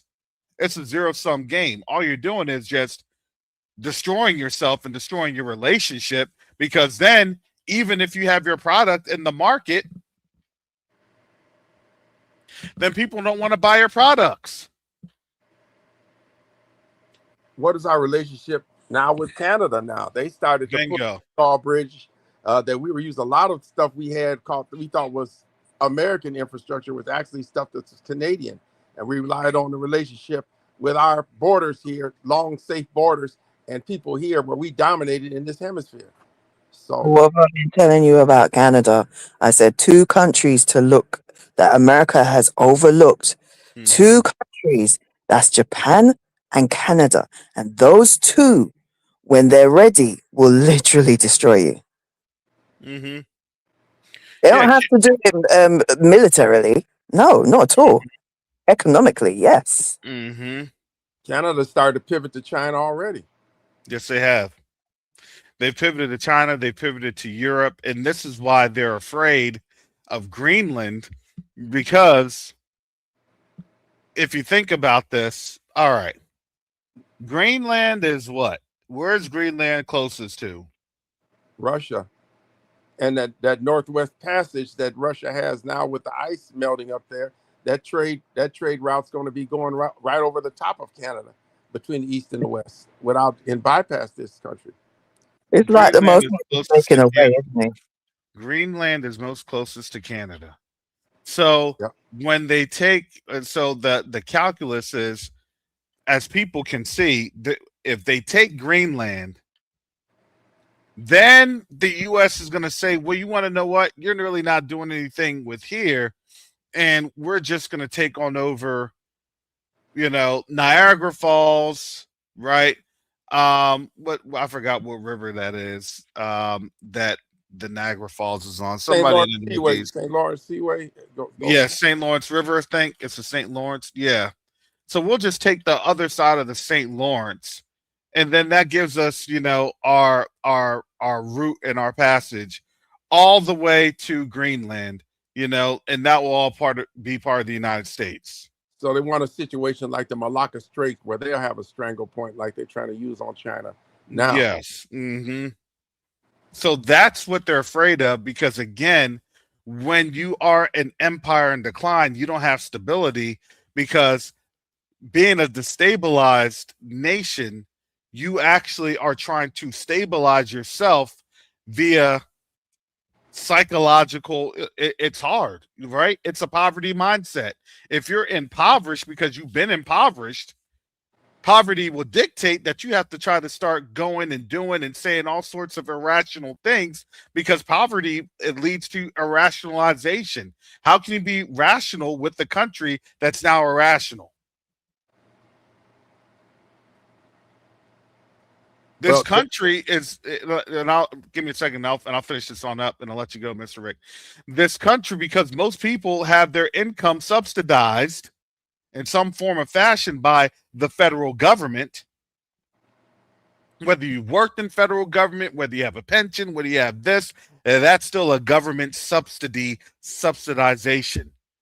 Even to include, even if you're a teacher or a public servant, that's still government subsidy, which is still highly unrealistic. Go ahead. I was just thinking about spiritually.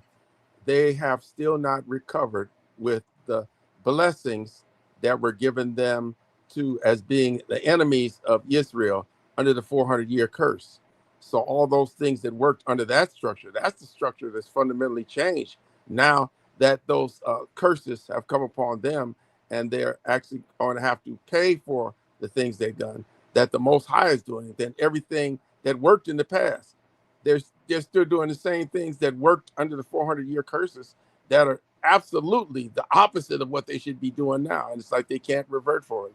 They keep on coming with the same predations that they were able to get with when the Most High had turned his face from us. Absolutely. Absolutely. And these, and again, when I tell you, look, these times are reckonings. I don't like to come on in here and constantly talk about, hey, this is what's happening. This is what's happening.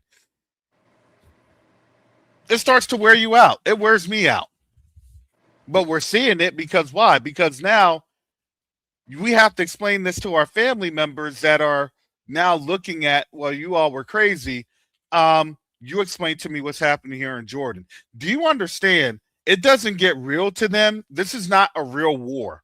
All these wars are not real wars. You all realize that, right? These are not real wars to the American people. It's not on your doorstep. Bingo.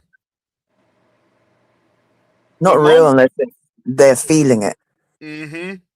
The moment they say, okay, well, U.S., we were trying. See, and to be fair, what Iran is doing is they're building up. So they're taking all these hits, and then they're building up, and they're like, hey, American people, you got to do something. American people, you got to do something. What Iran is doing is actually quite clever. They're allowing them to use up everything. Mm-hmm. They can take the hit. That's the thing about the Middle East. They've been doing this. This has been their life. The thing is, with Americans, it's like, and again, I don't even like saying this because it's not even a need to say it. We know who I'm talking about when I say Americans. It's like the same way how they didn't care about what was happening to you guys, or what was happening until it started happening to them. And it's the same thing. It's not a war. It's right on their doorstep. Well, go ahead. Let me tell you this. Someone was saying, and I had this posted by a couple folks. They reached on out to me this weekend. They're like, Brother Karras, did you see this? And it was showing Malaysia, and Malaysia was kicking out some folks from that Eastern Mediterranean nation. Yep. Oh, I've seen that. They're so delicious, isn't it? You know something? Let me ask you this. I'm just saying. Yeah, I saw that as well. They're no longer, they're going to call themselves a nation not desired now, isn't it? Mm-hmm. Yeah, but they don't want to tell you why they're not desired. They don't want to tell you the constructs of what got them there. It occurred to me a funny thing that we can relate to. Iran is executing the rope-a-dope. Mm-hmm. Yeah. And laying back on the ropes, taking all these hits, and the opponent thinks, we're really getting them, and they're going to come off that ropes with all this energy restored and knock out the opponent. Yeah. Exactly. Back on the ropes, taking hits. Mm-hmm. Yeah, and that's what that's what they're designed to do. That was, if you don't think that they don't know how to work with vanity, a vanous person, a banal mind, all right, go ahead, do all the swinging, right? You're gonna hit people, and they're gonna have their guard up, but just because you made that contact with that person having their guard up, okay, you can hit me all in the forehead, all my wrist and my all you want. My forearms, all you want. You can do all that. That's fine. Because why? Because I trained to have that impact. Your forearms are one of your strongest areas of your body. Your energy is spent. So you can actually absorb more in your forearms than any other area of your body. That's what it's designed for. You know, America's got a glass jaw, right? Mm-hmm. Oh, they just wait for that punch. All they got to do is land that when they get weak enough, that knockout punch. Because here's the thing: if you already know that there's technology transfer that has been happening, what type of intercontinental ballistic missile (ICBM) transfer do they actually have? I would argue this: before that they even do anything in Europe, France, Great Britain, Germany, you name it, they would hit here. They would hit on U.S. soil. I don't know where they'd hit on U.S. soil, but they'd hit somewhere here. Because why? As soon as that thing streaks across the sky and makes impact, and people are on the TV, or they say, what happened to connection over the United States? That's the moment that people will panic all around the world. Well, isn't that in the scriptures anyway? That's Revelation. Mm-hmm. Was that Revelation 18, I think? Those be what? Standing far off and the see the smoke? Yeah. Yeah. They don't have to hit the ground, just the EMP. Exactly. Well, yeah, but for dramatic effect, there's one thing when people see fire. It is actually a psychological impact to see fire, because that's the destruction. That's why they always try to do Hollywood everything. Look, they'll have so much like explosive ordnance, solid fuel ordnance, and they've actually stated, and this is why you have to understand what they're stating. And this is one of the things I wanted to talk about, because they talked about solid fuel missiles. Yep. Don't get it twisted. Solid fuel missiles. Immediate launch. That's the same type of propellant that the Russians and the Chinese use, that can then orbit, circle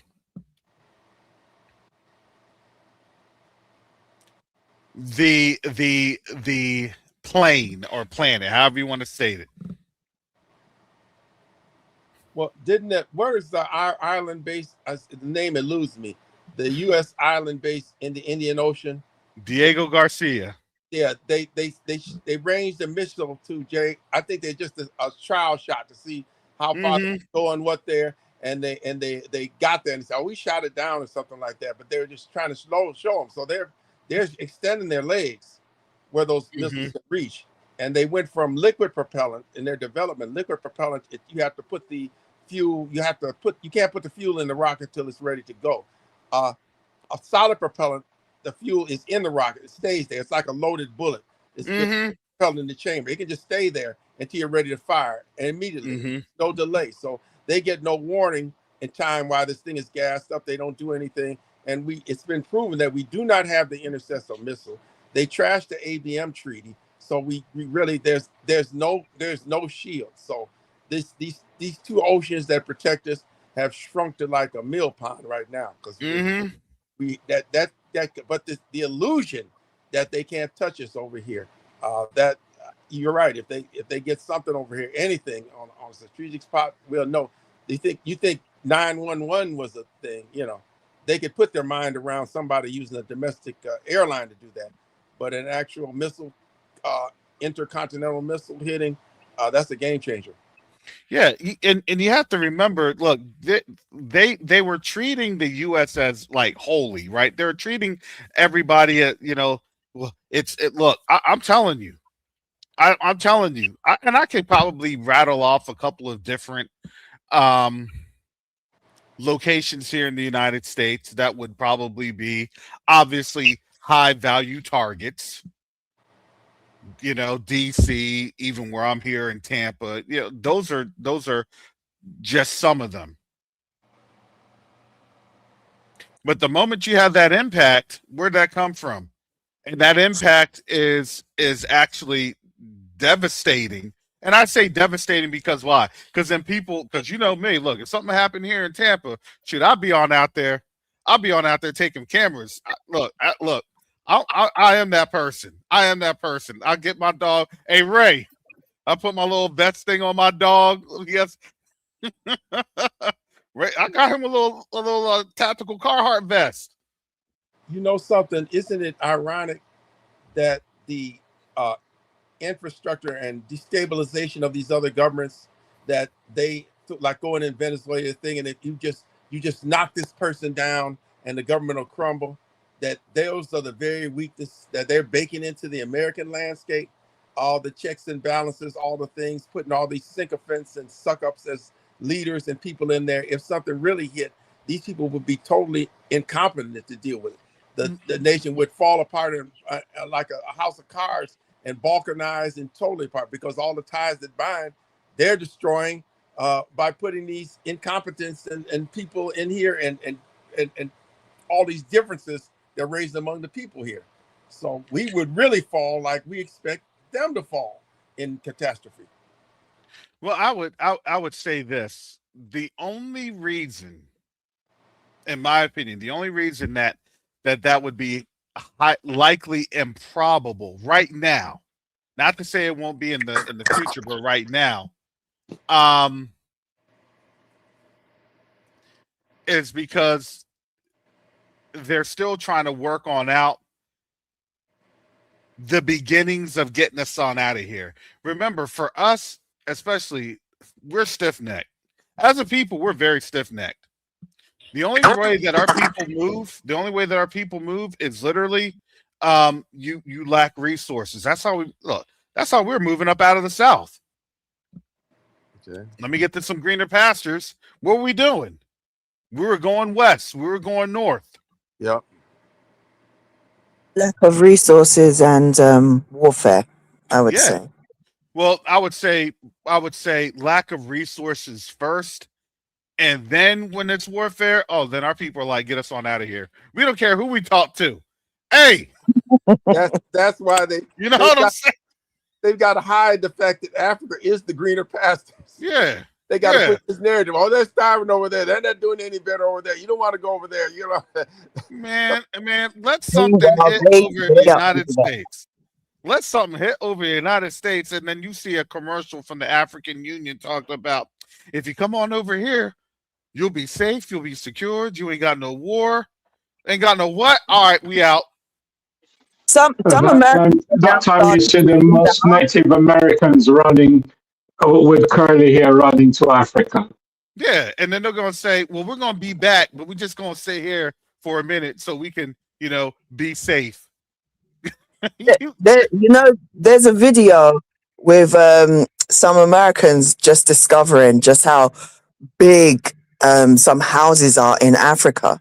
Like that, like the kind of houses that your millionaires, like even higher, would be living in, are like just the kind of houses that I don't know, somebody that's just probably upper middle class Yep. in Africa. Didn't I show you those homes over in Tradasco, over in Yeah, Ghana? yeah. Well, Those are some nice homes, and they were actually relatively comfortable. I mean, excuse me, they're real comfortable. They're relatively affordable. When I show the houses and the infrastructure in Africa, a lot of Europeans are saying we didn't know that they had all this and they had Wi-Fi and they had houses and cars like that. They're living better than us. Yes, they are. And you ain't coming for you, not for you. I get really panicky. Well, I'm not panicky, but I'm like, don't you even dare. Don't you try it. Don't you even think about putting your foot there. You can't even take the heat in this country. Stop And you telling think on yourself. Stop telling on yourself. For Living Room Homestead. Remember, I know your government name. You say, yeah, we pay half of what our mortgage was, and we are in what would be a mansion in the U.S. Stop telling on yourself. exactly what I'm talking about. Look, bro, you can't be advertising stuff like that. We don't want nobody coming there. No. Capitalism over here is degrading. We got neo-feudalism. You gotta be capitalism. We're at feudalism. You're going just down to peasantry over here, and the people are living large in Africa. Boy, you can't keep the planes from flying and the boats to get over there. Hey. Once the delusion is gone. Hey, Fort Living Homestead, look, you can't be off code like that. We still got to ease people into that. You know who listening on here. You know they be listening on here. Wait. You telling me that I can have a mansion? No. I'm not telling you. I'm telling you, you go over there. Go over there. Because them curses are going to hit you and they're going to follow you wherever you go. This ain't your time anymore, Esau. Go over there. Go ahead. Try take our life. We're coming home. What you think going to happen? And the reality is that they can't. The reality is Africa has grown in a tremendous way from 2023. And, and I have to get off here in another couple minutes, another 30 minutes, because as we're doing business with our brothers and sisters on the continent, a lot of our people are really seeing this. See, I show Speed, he did let the cat out the bag. Yep. He did. And the reality is, not only do look, I'm just going to be honest with you. I'm going to be honest with you. Not only do you live like that, but you could be actually paying some really good, and you pay them really well. Look, you have folks taking care of your essential home items. You know what I'm saying? Folks, chefs, cleaners. Dude, you do that here in the United States, it's an arm and a leg. You going out there, you get great cuisine. You have folks looking for you. Yeah. We go somewhere. Look after our people. Kara, so let me ask you this. I was reading a report about the population of the other progenitors of the slave trade, those being the Saharan and the East African slave trade, that their population numbers are going down, that the women are no longer having the larger families, and that they're getting the same curses, the negative population growth that the Western progenitors of the slave trade are happening, and the impact of that happening. So even happening to them too. They're still Esau. They're just Esau with a tab. And I would say yes, but you got to remember, still in the Middle East, and I think people have to be very cognizant on this, because they don't show you this on on the mainstream networks and media. A lot of our people out there are people from the trans-Saharan slave trade. And it's a very staggering amount of like 70-80%. That's our people on out there. And you see the negative because you do start to you see how folks get abused, get tied up, with cords and everything else tied around trees, and all of that craziness, all that nonsense. But again, they learn all that from the West. Did they really learn that from the West? Because I would say honestly, yes, they did, because what you had was, right, when they talk about Islam, they venerate Islam as, not, I'm not going to get into a theological, understanding, but they'll say the first call to prayer, the first call to prayer was by an Israelite. It was an Israelite. I forgot what his name is. I can't recall at this time. But what that also does is, right, then they try to say, well, we didn't recognize, right, anything else, because why? Because they were subservient to what? To Islam. They said, and they would put Islam above all others. And then when obviously our people would do well within there, then it became a lot more. Not like, because again, the structure changed. The structure changed when the Ottomans, and they were great, more the Greek influence, the Ottomans, then had their influence in the I think that was like late Byzantine Empire. So when the Byzantine, so those are it was a Roman Greek influence on Islam and the Turks at that time through the Turks. Yes. Well, can I just say something? What living room, homesteads just put out. I'm not even gonna lie. It's triggering me a little bit, just a little bit. Well, Karis, let me ask you about this. I know years ago you were talking about how behind all these Arab sheiks and things like that, that there was a large black population in the Gulf states. If these regimes fall, these monarchies fall, and the people raise up, are we going to see these black people coming out? I would say, yeah, more than likely, because again, you have some very, very inhospitable terrain over in the Arabian Peninsula. It's inhospitable. A lot of what they get is courtesy of sub-Saharan Africa. They get it from Mombasa. They get it from Dar es Salaam. They get their produce from sub-Saharan ports. That's how they make money. I saw that firsthand when I was in Tanzania. That's how they make money. All of this sunflower oil, everything else, their exports, they gone over to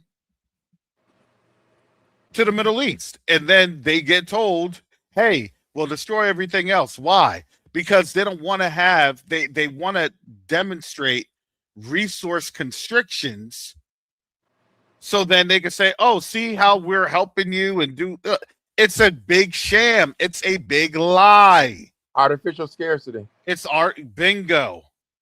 So now people are starting to understand, oh, this artificial scarcity is not working. And and also the artificial scarcity is there's no power to it, because what happens now do you see Yambu is literally under siege? What do you think is going to happen with the lack of wealth and resources going into there? Everything that they have to bring in terms of a resource amount, monetary amount, that's not going to go anywhere else. That has to go to rebuilding their infrastructure. Yep. And I saw that firsthand of how their infrastructure, all these places. I was looking at an Al Jazeera thing the other day. And it was funny because when I looked at the Al Jazeera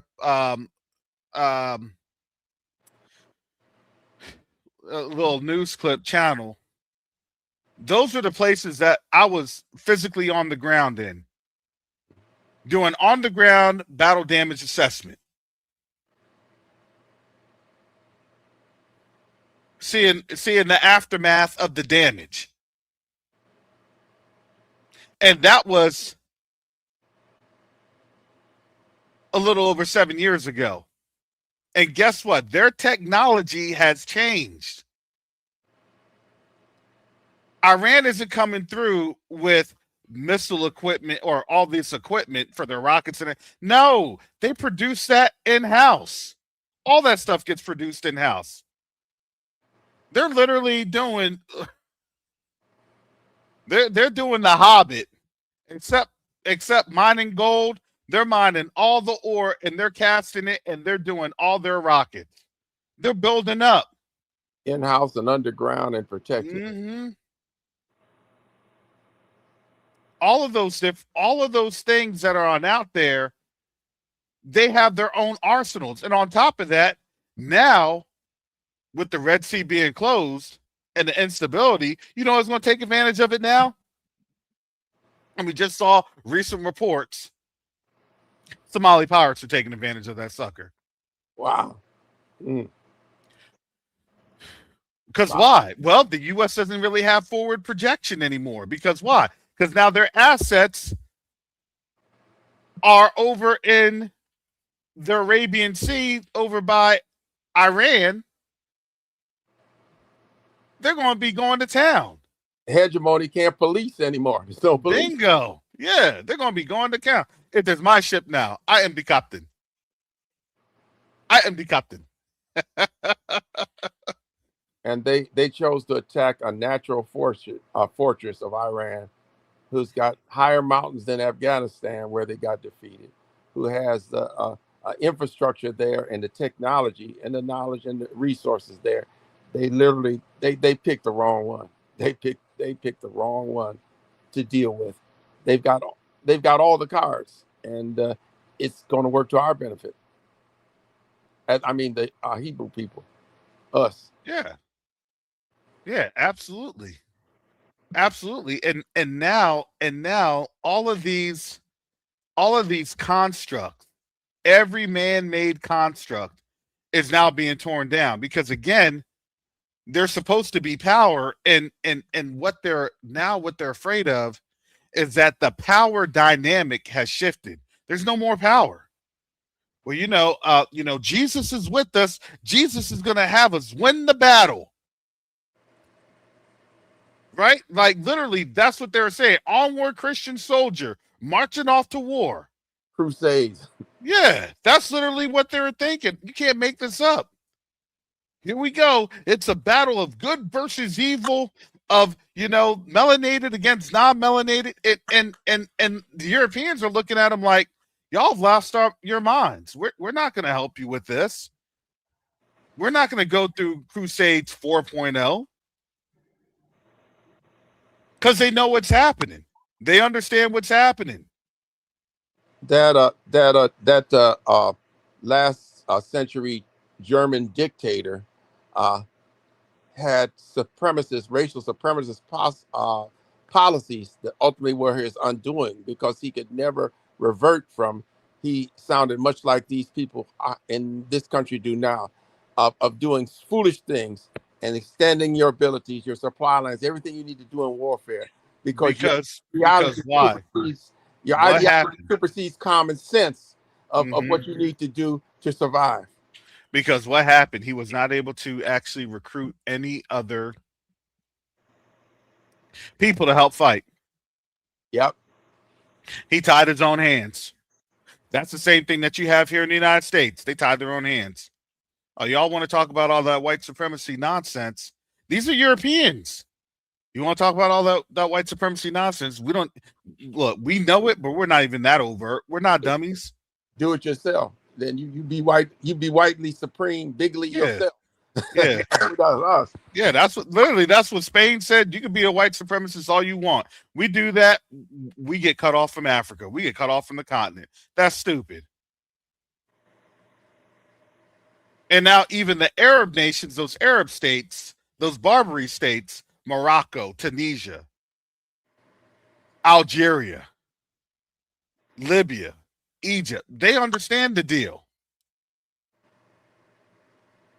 Do you see why it was the Algerians that chased away that Middle Eastern nation from the African Union in 2023, 2024?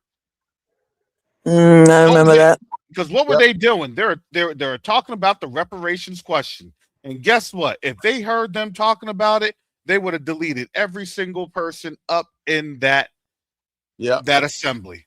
Get the assassins out of the room. Bingo. And, well, that's what happened to Gaddafi. Mm-hmm. He was getting talk about bringing together a unified currency and all those things like that. He was pre-BRICS. Mm-hmm. So they talked and they said, "Oh no, well we can decapitate this one," and the country has been balkanized. I think this was under Barack Obama's regime. They literally put black people back into slavery. Yeah. And again, that's what you hear them. Well, can't black people, run our farms? Can't they come back and pick the fruit? Can't they do all this? The answer is no, because if we're gonna run our farm, or if we get back on the farms, we're not gonna get back on the farms where you control. You know what we're gonna do? We're gonna go and we're gonna get an FDA loan. We're going to get an SBA, small business loan. We're going to go ahead and get the acreages of land, get the actual house, get the actual livestock to live on the property, construct the fence, get all that. We will come through with the business plan and make it work. Trust me, I've gone through that. I've looked at it. I've actually applied. I did the paperwork. I never filled it all out. These people on the south side of Chicago got these trucks full of watermelon. I asked them, "Where'd you get them?" "Well, we're going to Georgia to pick them up this time." These aren't the Mississippi watermelons and things like this. They're on the roadside selling this stuff for cash all over. There's some black farmers that are already doing commerce like that. Yeah, exactly. Look, because you know us. Look, I would be doing this. Okay. Going on out, get on my little tractor. Matter of fact, I'd be doing this from my tractor on the little Starlink. You know how we do. You know how we do. We if you play with us, be prepared to break off some acreage, because we would be farming all year round. Okay, we could do this. Put up some greenhouses. Do this. Do that. We would be coming up with so many co-ops. It wouldn't even be funny. Okay, I got you. We could do this. I got you. We do that. Yep, bring your trucks around here. Bring this. Yeah. Well, when your forte is blowing up infrastructure, not building it, and stealing from other people's, you don't know how to. You don't know how to build up. Mm-hmm. You do not build up. And I was looking at our structure. Now there are a lot of people, even FBAs, that are talking about, what we contributed to this country. I mean, just think about it. You can't drive your car. Black person put in the traffic lights. He put in the turn signals. The cellular communication that your car uses, all the electronics. We've really built infrastructure over here. They never recognize it, and without our innovation, because they just tear stuff down. Their fault is the sword. Yeah. Go ahead. And you know what I would do? Shoot, I would make sure that in that insurance clause, acts of vandalism, racism, or other mysterious acts against the property, I'd make sure that sucker would be in writing. I would have my lawyers review that, just to be on the safe side. Okay, how much is that? $50 a month? Okay.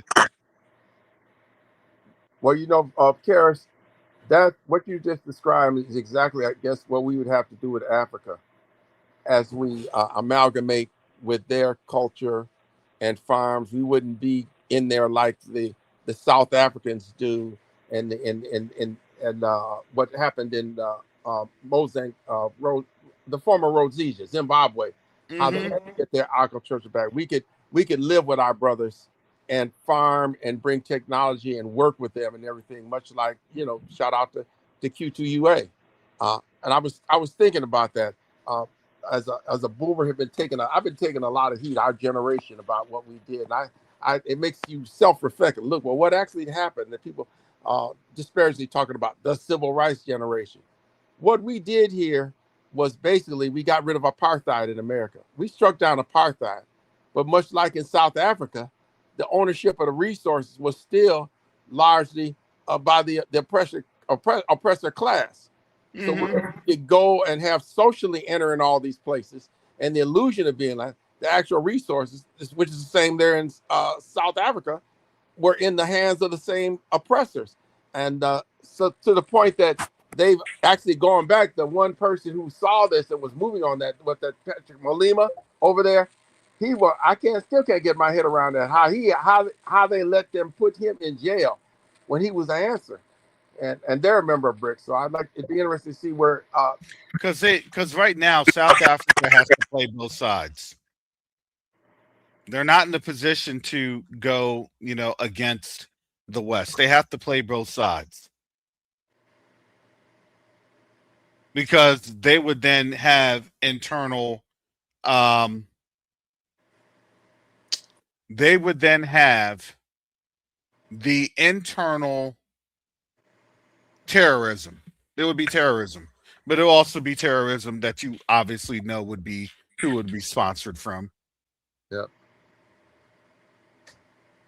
They would be destabilized, and we already know the country that would primarily destabilize them.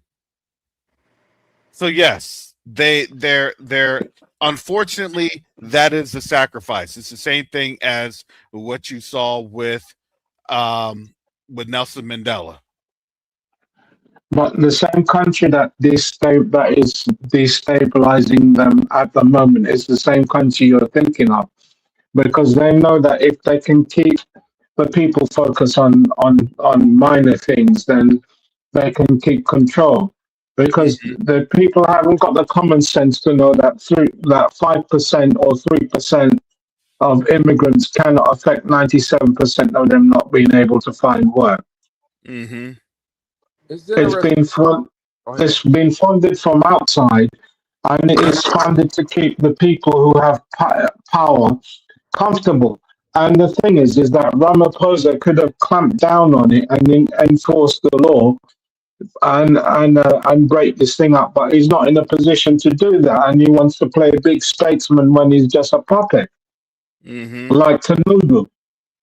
Exactly. Because they got goods on both of them, and goods on Ruto, and goods on the living dead in Cameroon. They got goods on all of those leaders, and the thing is that they don't want them to step down, because once those leaders step down, then they know that the gig is up.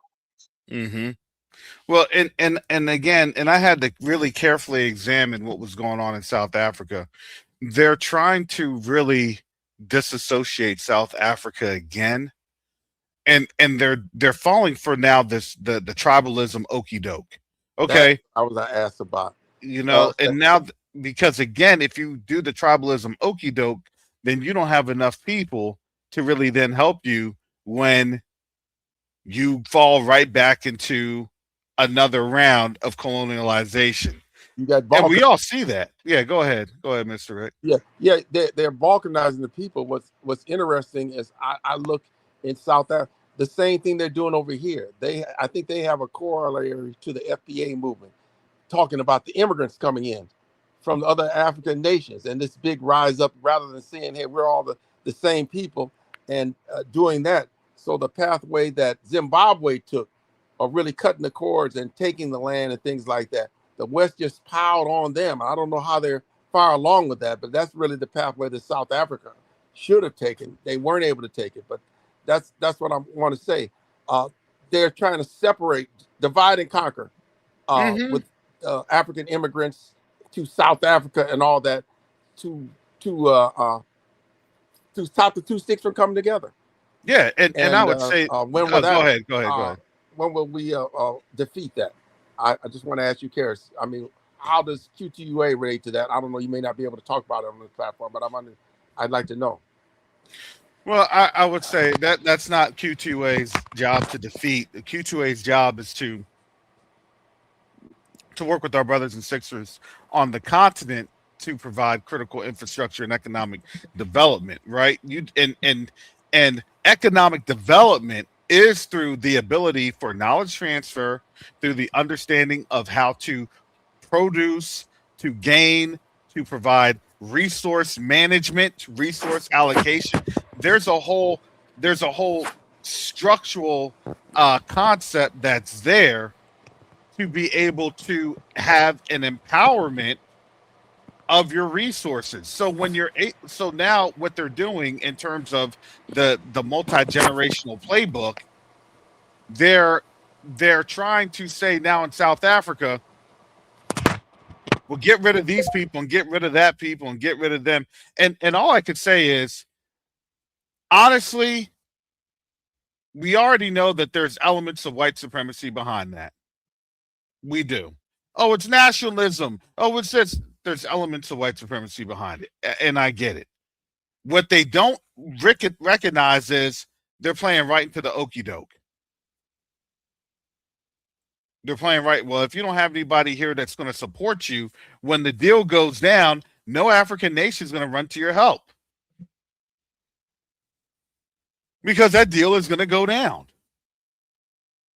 When they start to bring their ships in again, and then they start to exact European control again over South Africa, then guess what? Nobody's going to be able to run to your help. The Indians aren't going to do it. The Chinese, more probably not. Brazilians, maybe.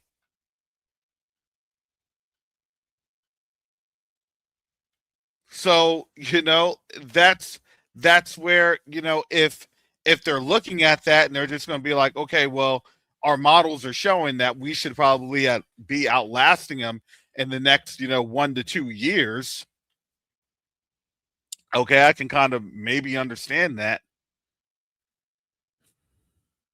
If they're trying to have an Iran play, okay, if this thing doesn't work on out, I can kind of, maybe I can get a little bit of an understanding of their rationale. But I don't think people truly understand the level of desperation that is occurring with their people. There's a level of desperation. And that desperation is a real consequence to what they have done throughout the centuries. Vanity is a real thing. Vanity is a real struggle. How can you help? How can you help with somebody to not be vain? It's hard.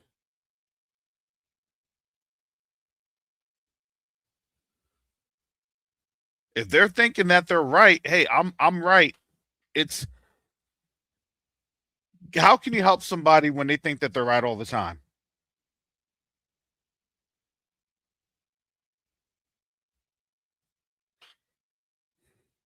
Just saying. That to me, that's the worst. Can you have a conversation with those people? No, you can't. You get out the way and you see them fall. You pray for them. Hey, listen, I'm not going to revel in your destruction. Matter of fact, I think it's sad. I truly do. I think it's sad. I think it's sad that there are people, some of them see what's happening. Some of them understand what's happening. Some of them are now seeing the desperation. And I told you, when they become desperate, that's when they'll start to spill the beans.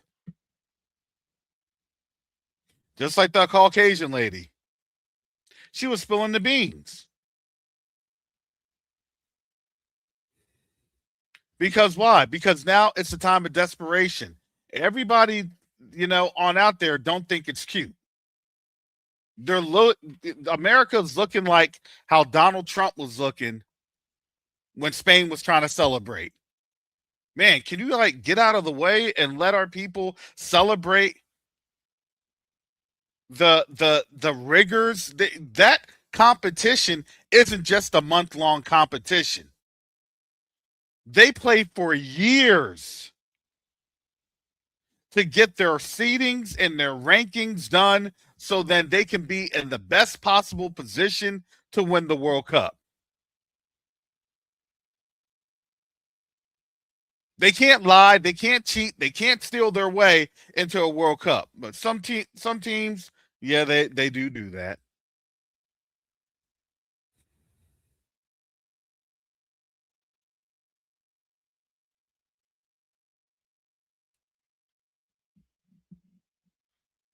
So again, we shall see how the narrative is changing, because again, they don't like to have their information out there on Front Street, because again, that information is very much unusual. All right, let me get some final thoughts, final comments. Thank you for having me on. Yeah, I just I'm still gobsmacked about how much your food costs, and then knowing that that's probably going to be our reality in probably, I'd say maybe a few weeks, possibly 2 or 3 months, if even that. Mm-hmm. But we knew this was coming. We tried to warn everybody. We've tried to warn our family and friends, and I said what I said. Don't turn up at my doorstep with your begging bowl. Just don't. Because it's like, I'm not going to take the food out of the mouths of my children to feed you because you didn't want to listen. It's as simple as.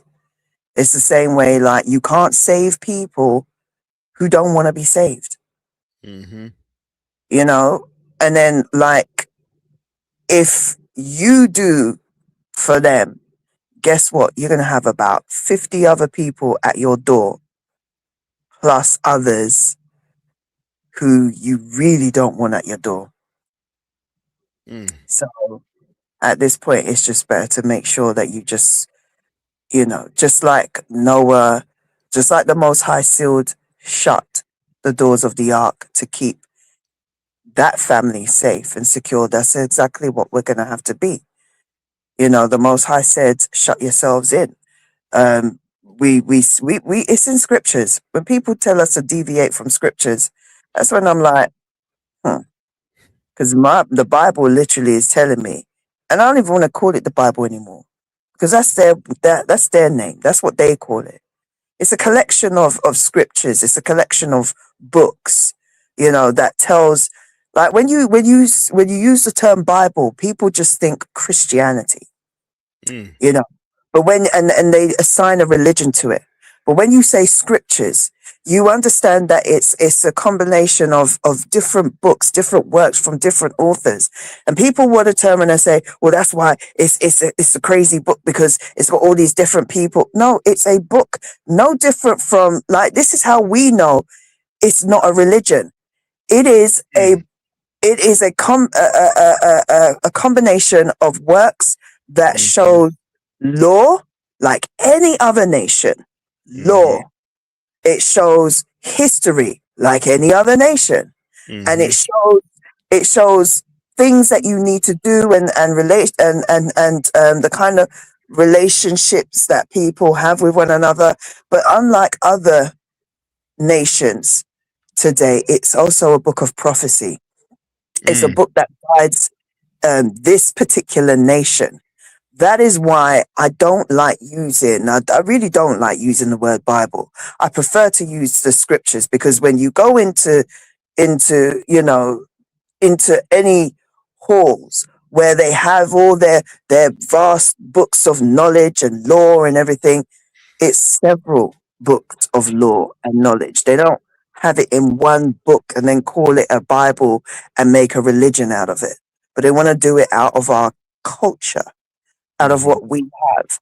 So, you know, the scriptures says that we are to keep ourselves in, to hide away just for a little while.